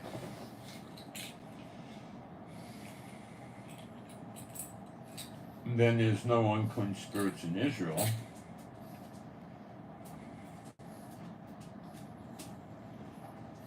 Then at some point, an angel, which does not have to be Satan, comes down with the key to the bottomless pit and opens it, and the beast comes out, as per Revelation 13, and then the false prophet rolls into play too. And it says Satan gives the beast his power and his seat. And that could be because Satan is in the pit.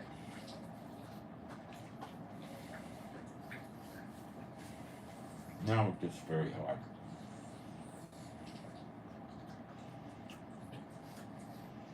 When we read Ezekiel 38 and 39, do we read anything there about Satan? No.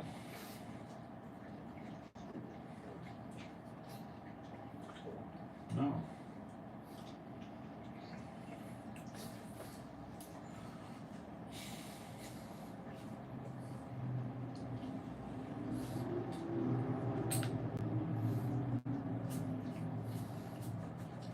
Let's try to hit the paradox, because this might have to continue. This is one of those studies where God's showing you how I'm working it out, and that should help you learn how to work Bible problems out. Or how to work out prophecy, really. You know, when it says, you know, you don't murder and do adultery, it's pretty black and white. But trying to get the sequencing and timing of prophecy straight can be very difficult. Revelation 16 is a paradox. And I heard a great voice out of the temple. Pray that we get this right, please. I heard a great voice out of the temple saying to the seven angels, now that would probably be the temple in heaven, go your ways and pour out the vials of the wrath of God upon the earth. Okay? So they're in heaven pouring it out on the earth. And the first went and poured out his vial upon the earth, and there fell a noisome and grievous sore,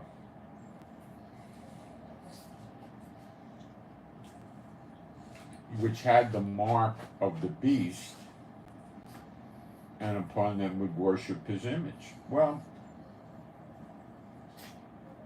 this sets the stage for the tribulation, which would be timed with the great day of the Lord.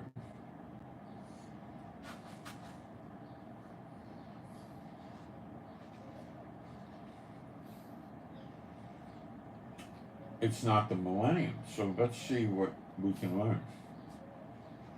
It's not Zechariah 12.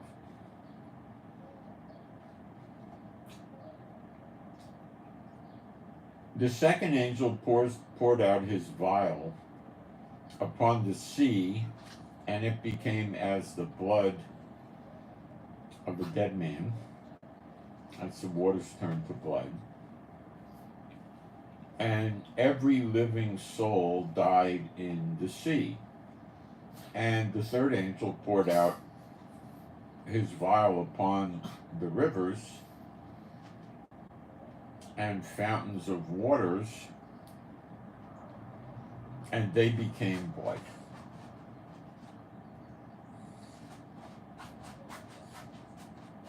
Fountain of water is probably not a water fountain. It's probably a spring, streams and things like that, I'm guessing. And I heard the angel of the waters say, "Thou art righteous, O Lord." What does it say? It's in the Greek. You can't work with it. Righteous, O Lord, which art and was and shall be, because thou hast judged thus. For they have shed the blood of saints and prophets. Thou hast given them blood to drink, for they are worthy. And I heard another out of the altar say, "Even so, Lord God Almighty, true and righteous are thy judgments." And the fourth angel poured out his vial upon the sun, and power was given unto him to scorch men with fire.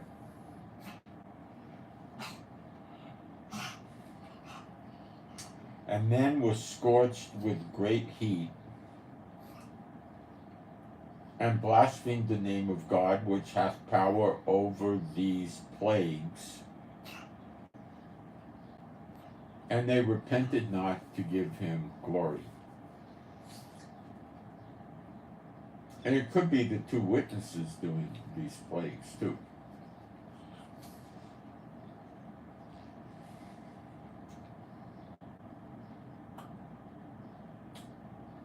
And the fifth angel poured out his vial upon the seat of the beast,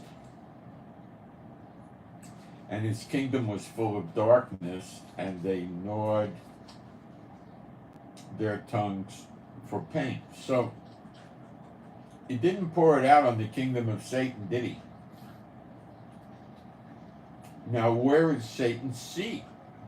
Satan's seat was in Cyprus in a place called Pergamos, which is where Satan dwelled, and that's from Revelation 2, which was from a long time ago. But it's plain that that's where Satan's seat was and where Satan was dwelling. Of course, if he went to the pit, he wouldn't be dwelling there anymore.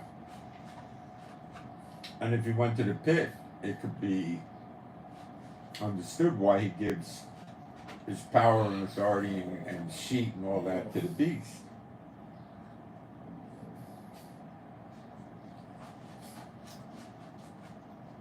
Full of darkness, and they gnawed their tongues for pain, and blasphemed the God of heaven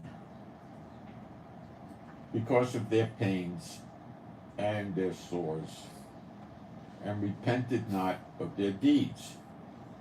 And the sixth angel poured out his vial upon the great river Euphrates, and the water thereof was dried up, that the way of the kings of the east might be prepared.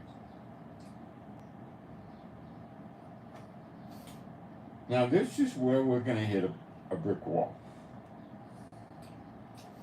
And I saw three unclean spirits like frogs come out of the mouth of the dragon, out of the mouth of the beast, and out of the mouth of the false prophet.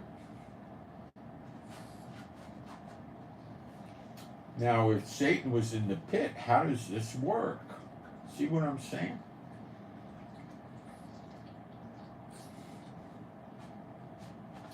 We could say, yeah, Satan had the spirit in his mouth in the pit, but that doesn't really make a lot of sense. For they are the spirits of devils working miracles, which go forth unto the kings of the earth and the whole world, to gather them to the battle of that great day of God Almighty. Behold, I come as a thief. Blessed is he that watcheth and keepeth his garments, lest he walk naked, and they see his shame.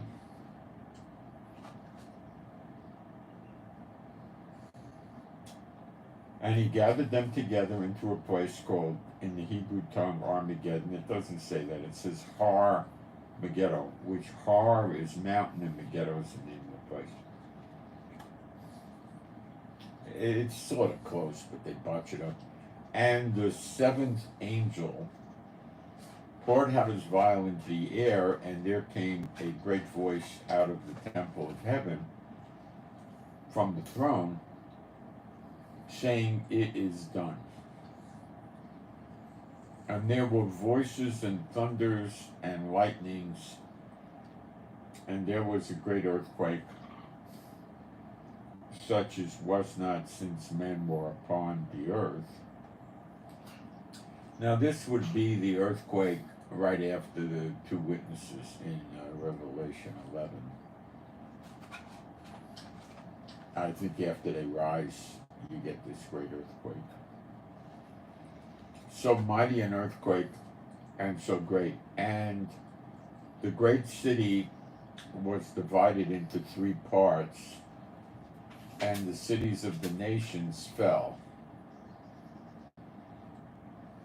And great Babylon came into remembrance before God,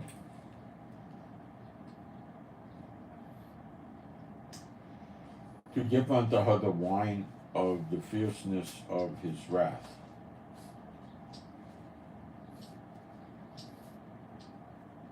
And every island fled away, and the mountains were not found. This is the great day of the Lord. For there fell upon men a great hail out of heaven, every stone about the weight of a talent, and men blasphemed God because of the plagues of the hail. The plague thereof was exceeding great. See, to make this work, we have to look at the beast and the false prophet and the timing of that, because it's not adding up too good.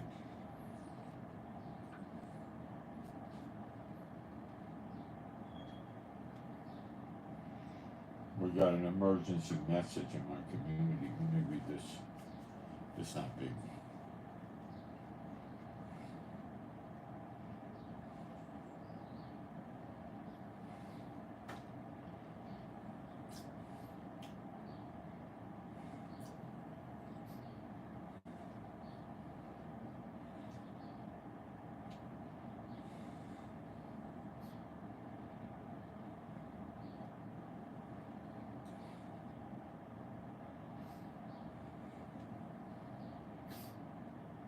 They're recruiting for rescue workers to be trained as volunteers.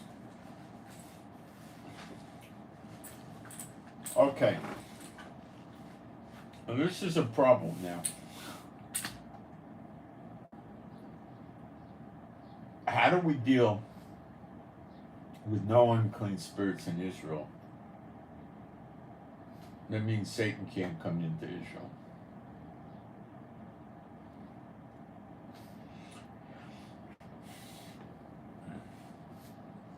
How does he bring about Gog and Magog? Where does that change? I don't see it anywhere.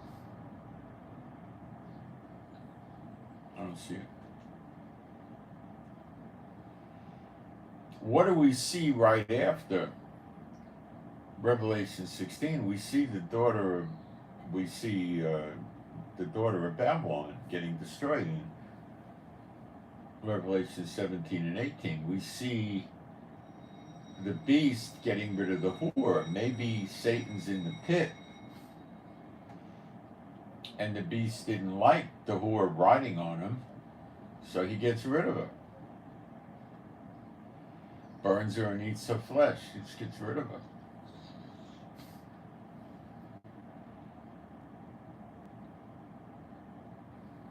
God will kindle a fire in and around her cities, and he could use the beast to be doing that. And maybe this is when the beast comes up out of the pit after Satan's in the pit for a spell. It might be a long time by our reckoning till the beast gets let out. It could be 10, 20, 30, 40, 50 years or something.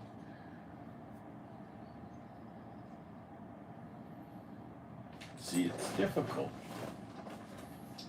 It's easy to just jump out there and say, oh, when, the tribulation's over, Satan goes into the pit, but, it's not so easy. Go to Revelation 13.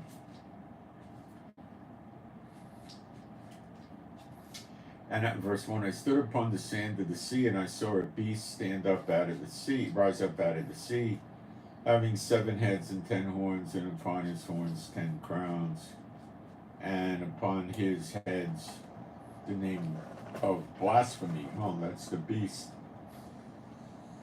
And the beast which I saw was like unto a leopard, and his feet were as the feet of a bear, and his mouth as the mouth of a lion. And the dragon gave him his power and seat and great authority. So it's sounding like Satan's in the pit.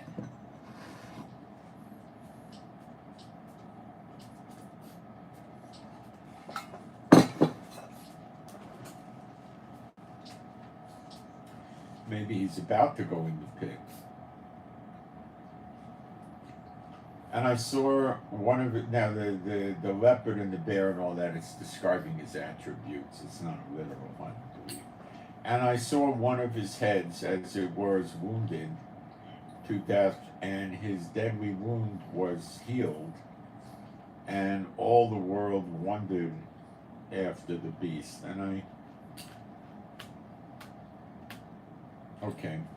And they worshipped the dragon, which gave power unto the beast.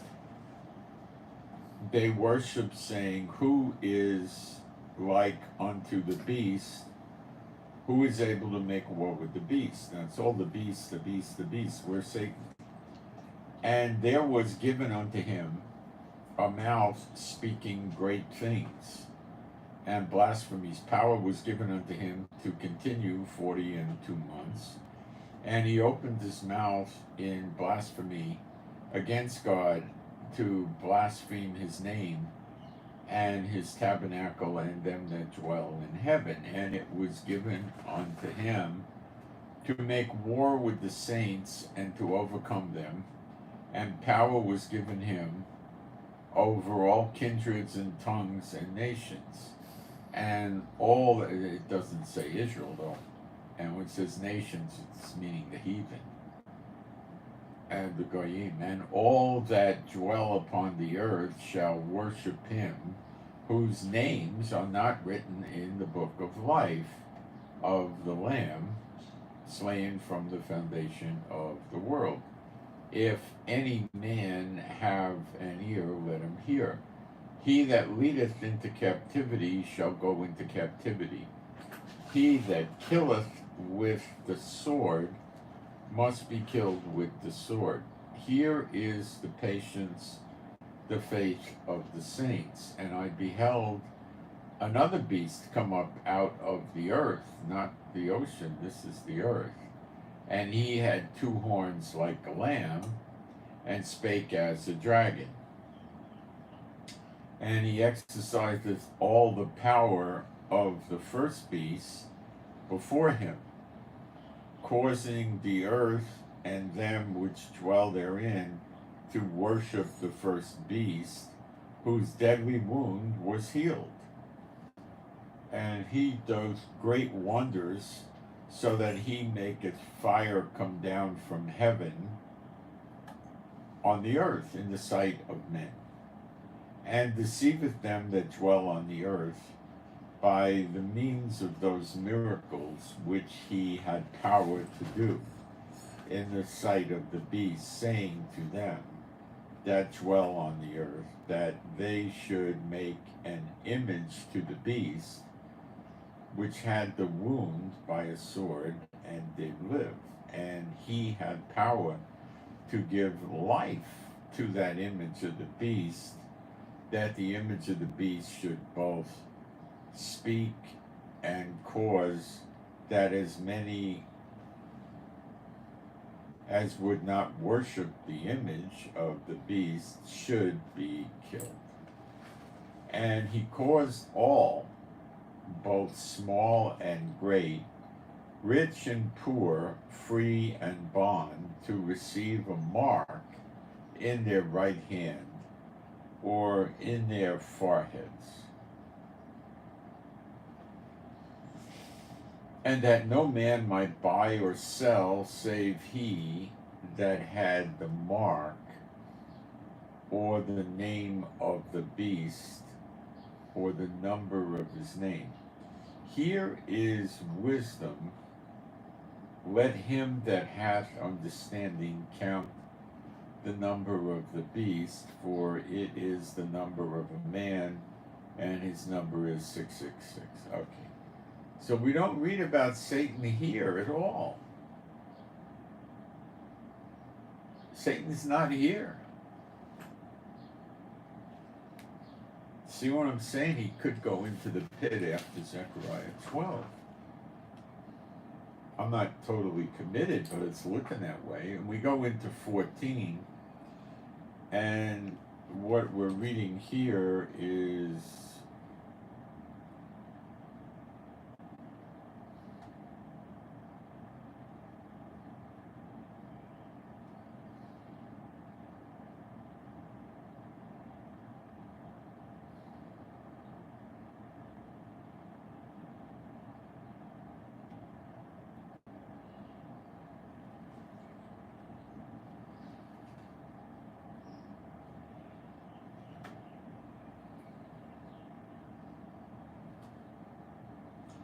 we read of the 144,000 virgins.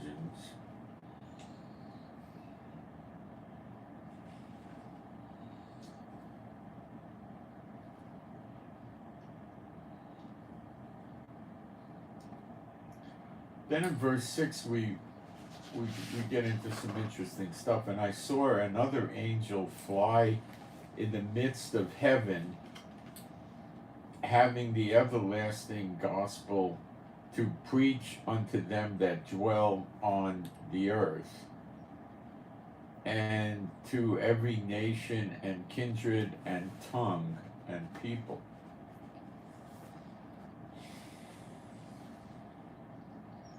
Saying with a loud voice, fear God and give glory to him, for the hour of his judgment is come, and worship him that made heaven and earth, and the sea, and the fountains of water.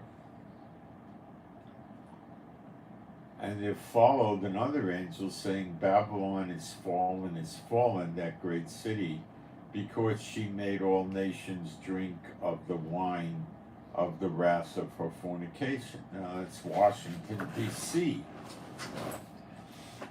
And the third angel followed them, saying, so the gospel was preached around the world before, when it says Babylon is fallen,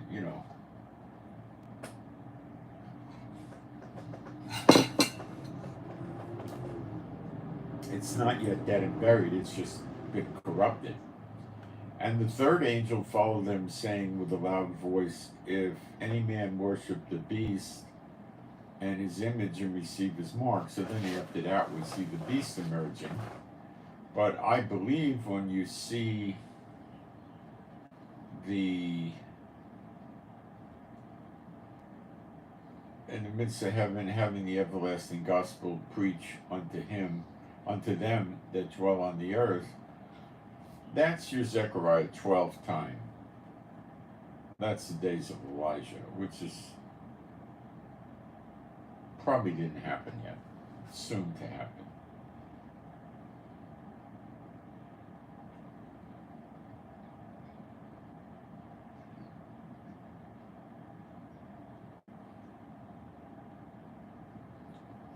The same shall drink of the wine of the wrath of God, which is poured without mixture into the cup of his indignation, his anger, and he shall be tormented with fire and brimstone in the presence of the holy angels and in the presence of the Lamb.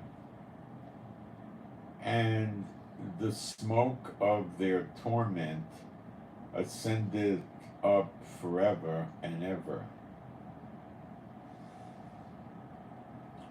And they have no rest day nor night, who worship the beast and his image, and whosoever receiveth the mark of his name. It explains here the mark of his name. It's his name. So when Jehovah puts his mark on the foreheads of the people in Ezekiel 9, I believe it's his name.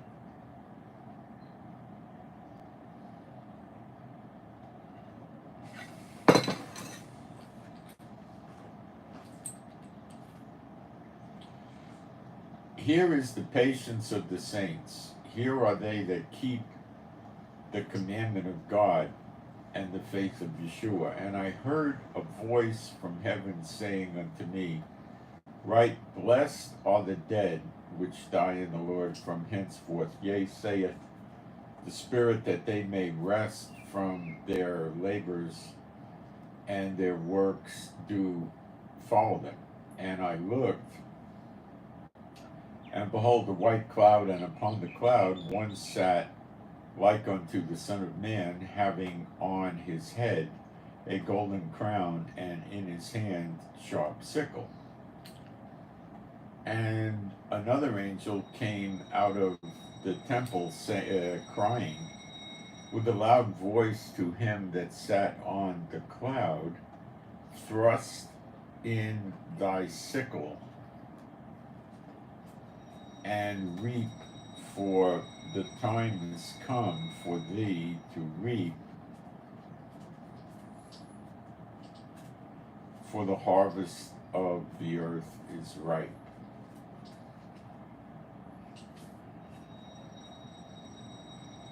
And he that sat on the cloud thrust in his sickle on the earth, and the earth was reaped.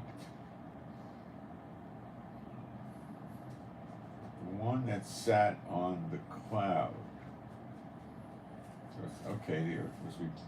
And another angel came out of the temple which is in heaven, he also having a sharp sickle.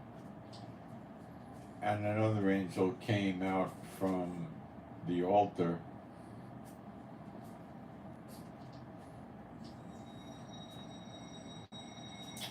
which had power over fire, and cried with a loud cry to him that had the sharp sickle, saying, Thrust in thy sharp sickle, and gather the clusters of the vine of the earth, for her grapes are fully ripe. And the angel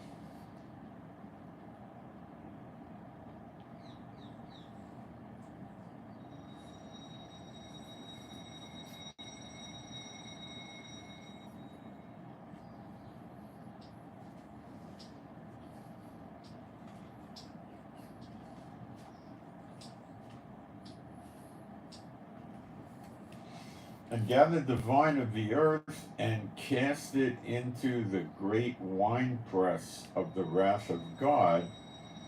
And the winepress was trodden without, and blood came out of the winepress, even unto the horse bridles, by the space of 1,600 from. This sounds like Revelation 19. You know, and then we go to Revelation 15.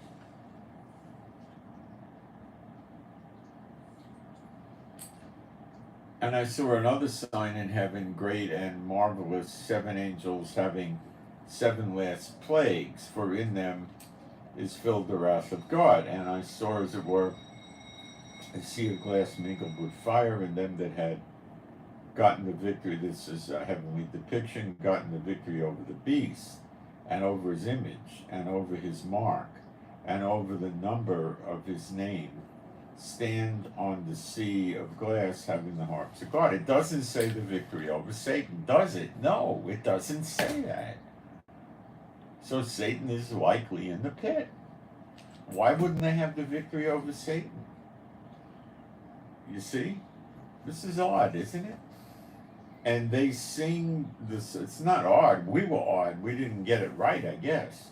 And they sing the song of Moses, the servant of God, and I'm just going to scan ahead.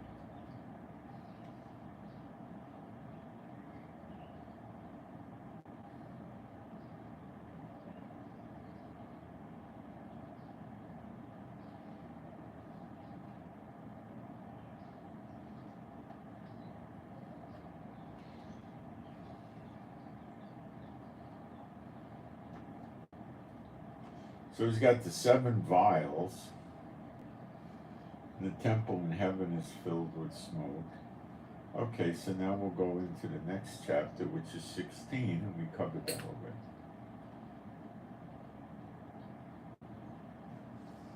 See, the paradox is 16.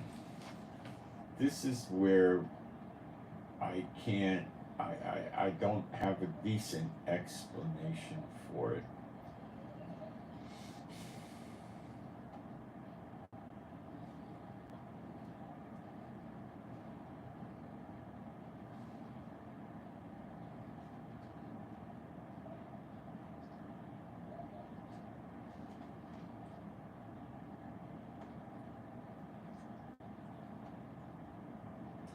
See, these are preceding Revelation 16, verse 13 is tribulation type events, which is not Zechariah 12. There's no beast or false prophet or anything mentioned in Zechariah 12, not anything of the sort.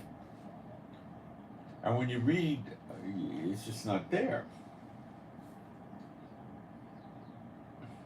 When you read Jeremiah 30, verse 11, or Jeremiah 30 or 31 even, you don't hear about Satan either.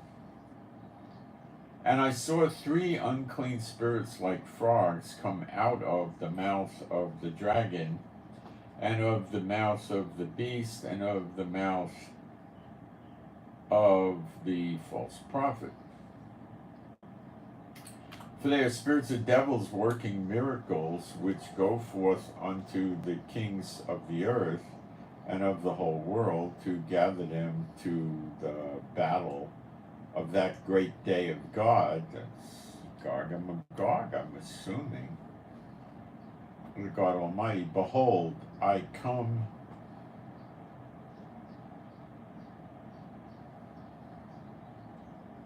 Behold, I come as a thief. Blessed is he that.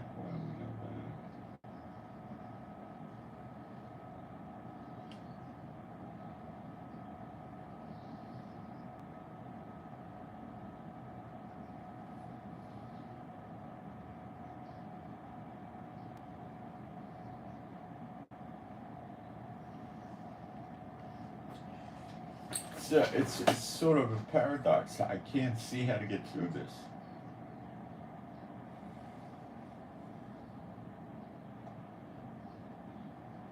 Because it leads one to believe that Satan is running around along with the beast and the false prophet. But there's inconsistencies with that theory. So is it possible that Satan could send his spirit out when he's in the pit? A spirit from the... doesn't sound like good doctrine to me. So that's where we're stuck.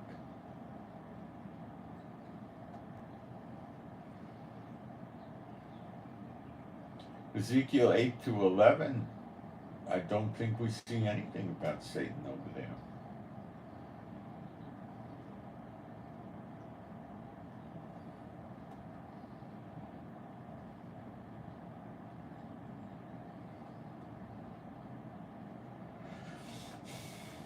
It's a paradox right now. We got to pray to get through this. There's got to be an explanation for this. There just has to be.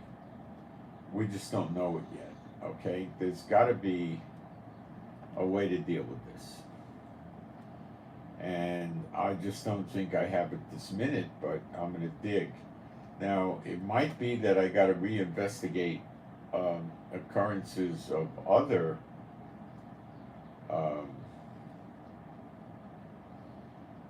other prophecies to see if there's a timing error, but I don't think so.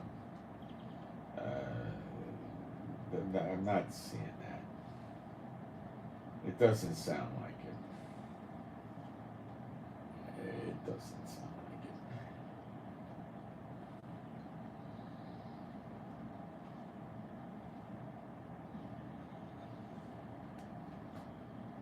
Doesn't sound like it at all. So it's sort of like a dilemma. I don't, you know.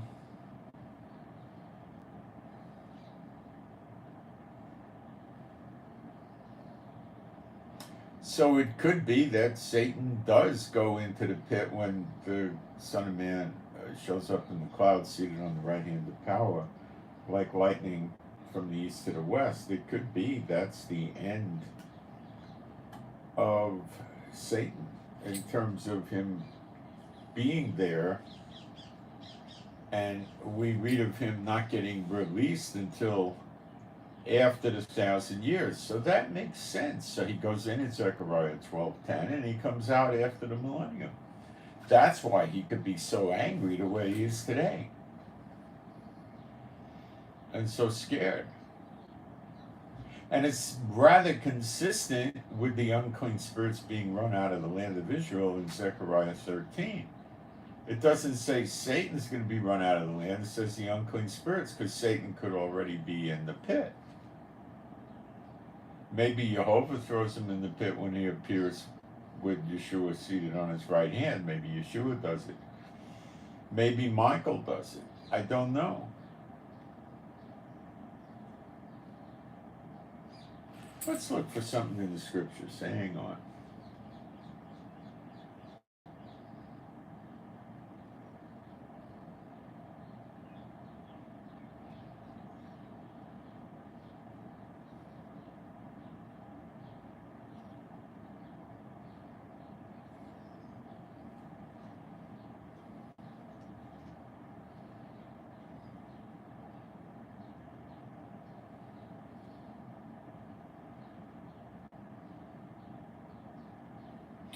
Okay, it tells us, it tells us where this happened.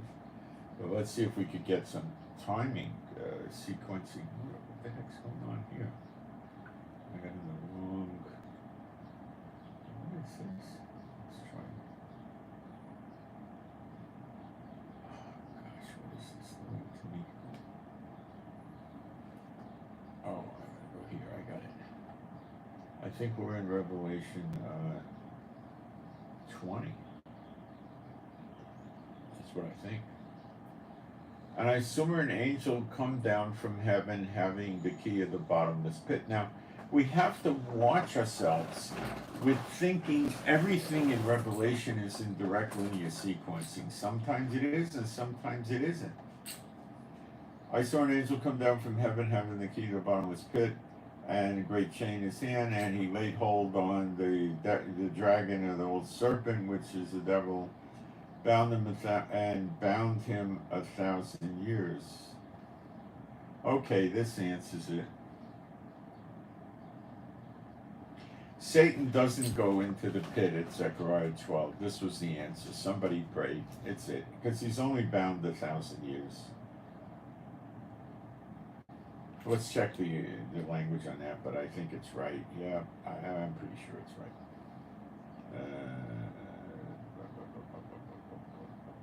Yeah, it is. Okay, so he doesn't go in until just before the millennium, so he's around to the end.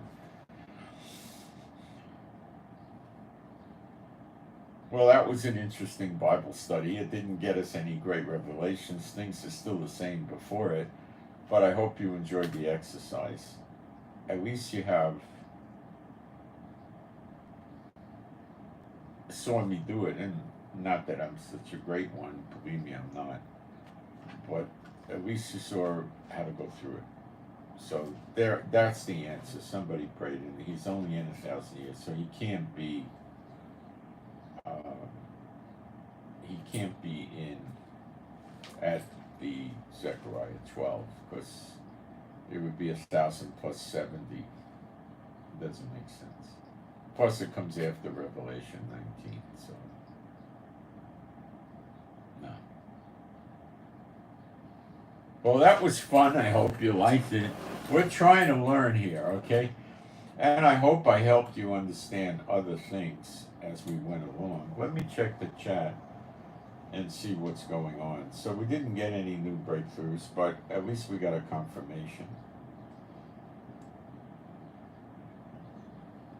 Who is Melchizedek? Well, we're not told much about Melchizedek. He was an eternal being, days without number. I would assume he was the son of God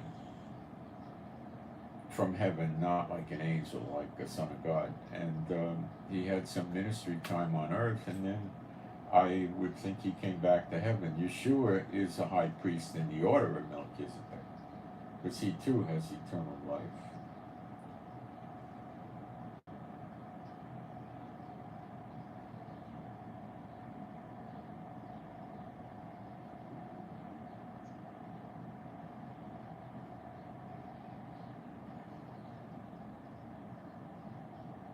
If you want to vote for Biden, you could vote for Biden. I don't vote for any of these idiots. I stopped decades ago.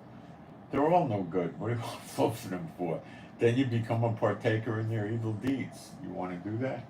You think there's good politicians out there? The only people that I know would think these politicians are good are pretty much Satan servants, but maybe not so. So, okay, we're going to stay on our same position on Satan going into the pit.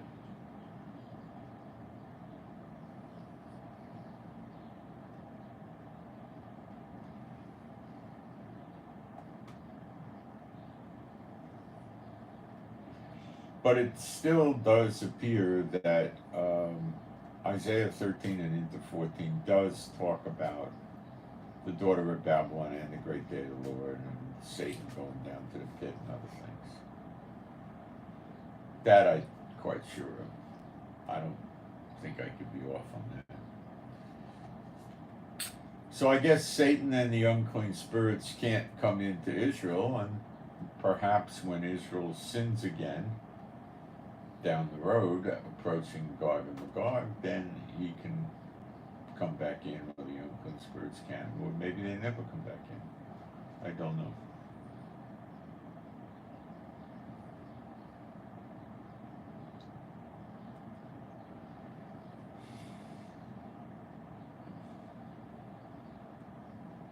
So I still would say Zechariah 12:10 at the latest would be the very first few days in August, like first, second, third, or fourth, or something like that. And it also could be tomorrow or next week or something like that.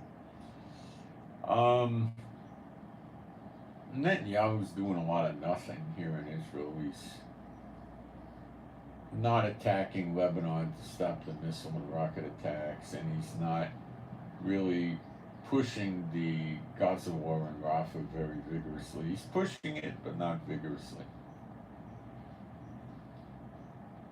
He's submitting to Biden, who basically wants us to lose the war, you know, and not win the war and not give us a victory. Now, we're going to have all this victory, but it's not going to come from Netanyahu, from Biden, from any country, or from any military. Not by might, not by power, but by my spirit. It's going to come in a way that it's clearly going to be known to everybody that Jehovah accomplished this. When Moses dried up the Red Sea, it was rather common knowledge that Jehovah did it through Moses, if you get my drift. When he turned the water to blood, Jehovah did it through Moses. You know, this is going to be that type of thing with the two witnesses. And the two witnesses are going to readily and freely and frequently give all the glory, honor, and praise to Father God Jehovah. Don't worry about that. You have nothing to worry about in that count. Um,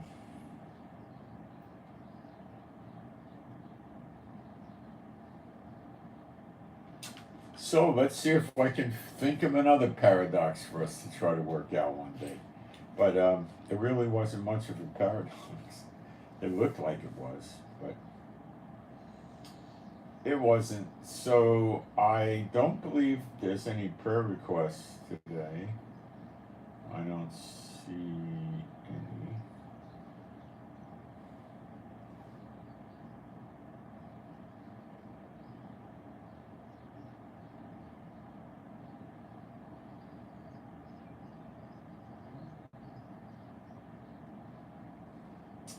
So just remember in Revelation 2,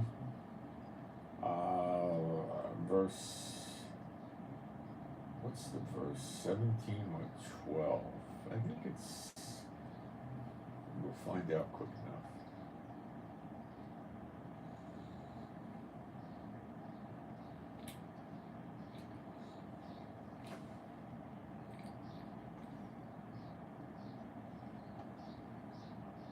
It's 12. And to the angel of the church in Pergamos. Now, Pergamos is near the sea in Cyprus, okay? Some of the more modern translations say Pergamum. First thing, which is in Turkey. That's not the correct translation. And Pergamum, for what it's worth, and Pergamos, there never was such city in Israel and never will be. So it's actually in northeast Cyprus. That's today under the possession of Turkey. It's called North Cyprus. Right. These things saith he which hath the sharp sword with two edges. That's Yeshua. I know thy works and where thou dwellest, even where Satan's seat is. Boom! That's in Pergamos in Cyprus. And thou holdest fast my name, and hast not denied my faith. Even in those days, wherein Antipas, my faithful martyr, who was slain among you, where Satan dwelleth. So Satan's dwelling place is in northwest Cyprus, and that's where his seat is. And if he gives the seat and his power to the beast, as so stated in Revelation 13, that would mean the beast and the false prophet in the talking statue set up their shop where Satan's seat and where he dwells is, which is in northwest Cyprus, not in Israel.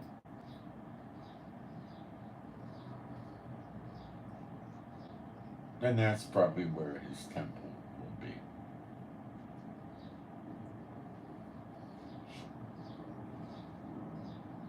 Okay?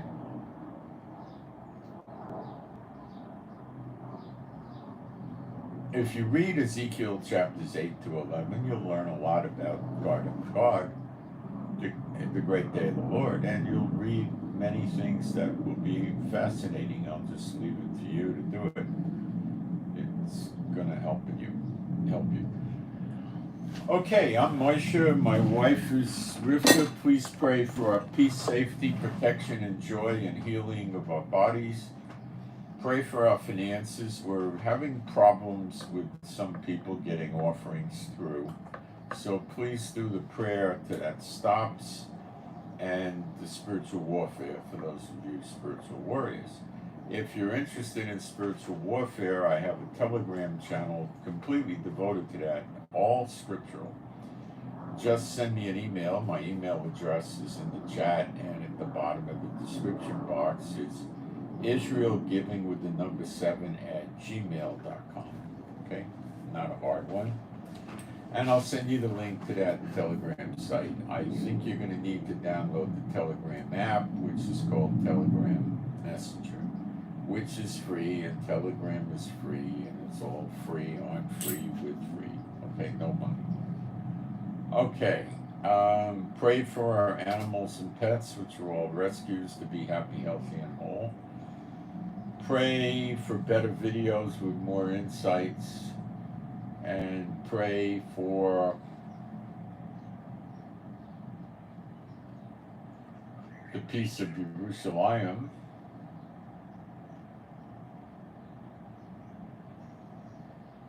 and I send my shalom to all those who love Yeshua HaMashiach. So, while today got us in a circle, we didn't get anywhere on the when Satan goes into the pit. We already had it right, which is okay. We got a confirmation, and then we also got a chance to look at quite a few other little small points in prophecy. Okay? And things are moving. I told you Israel's siege which is Zechariah 12, is almost completed.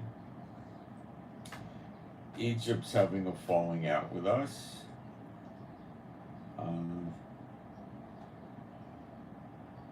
Norway and 2 other countries decided to recognize the Palestinian state. That's the stupidest thing I ever heard, but, you know.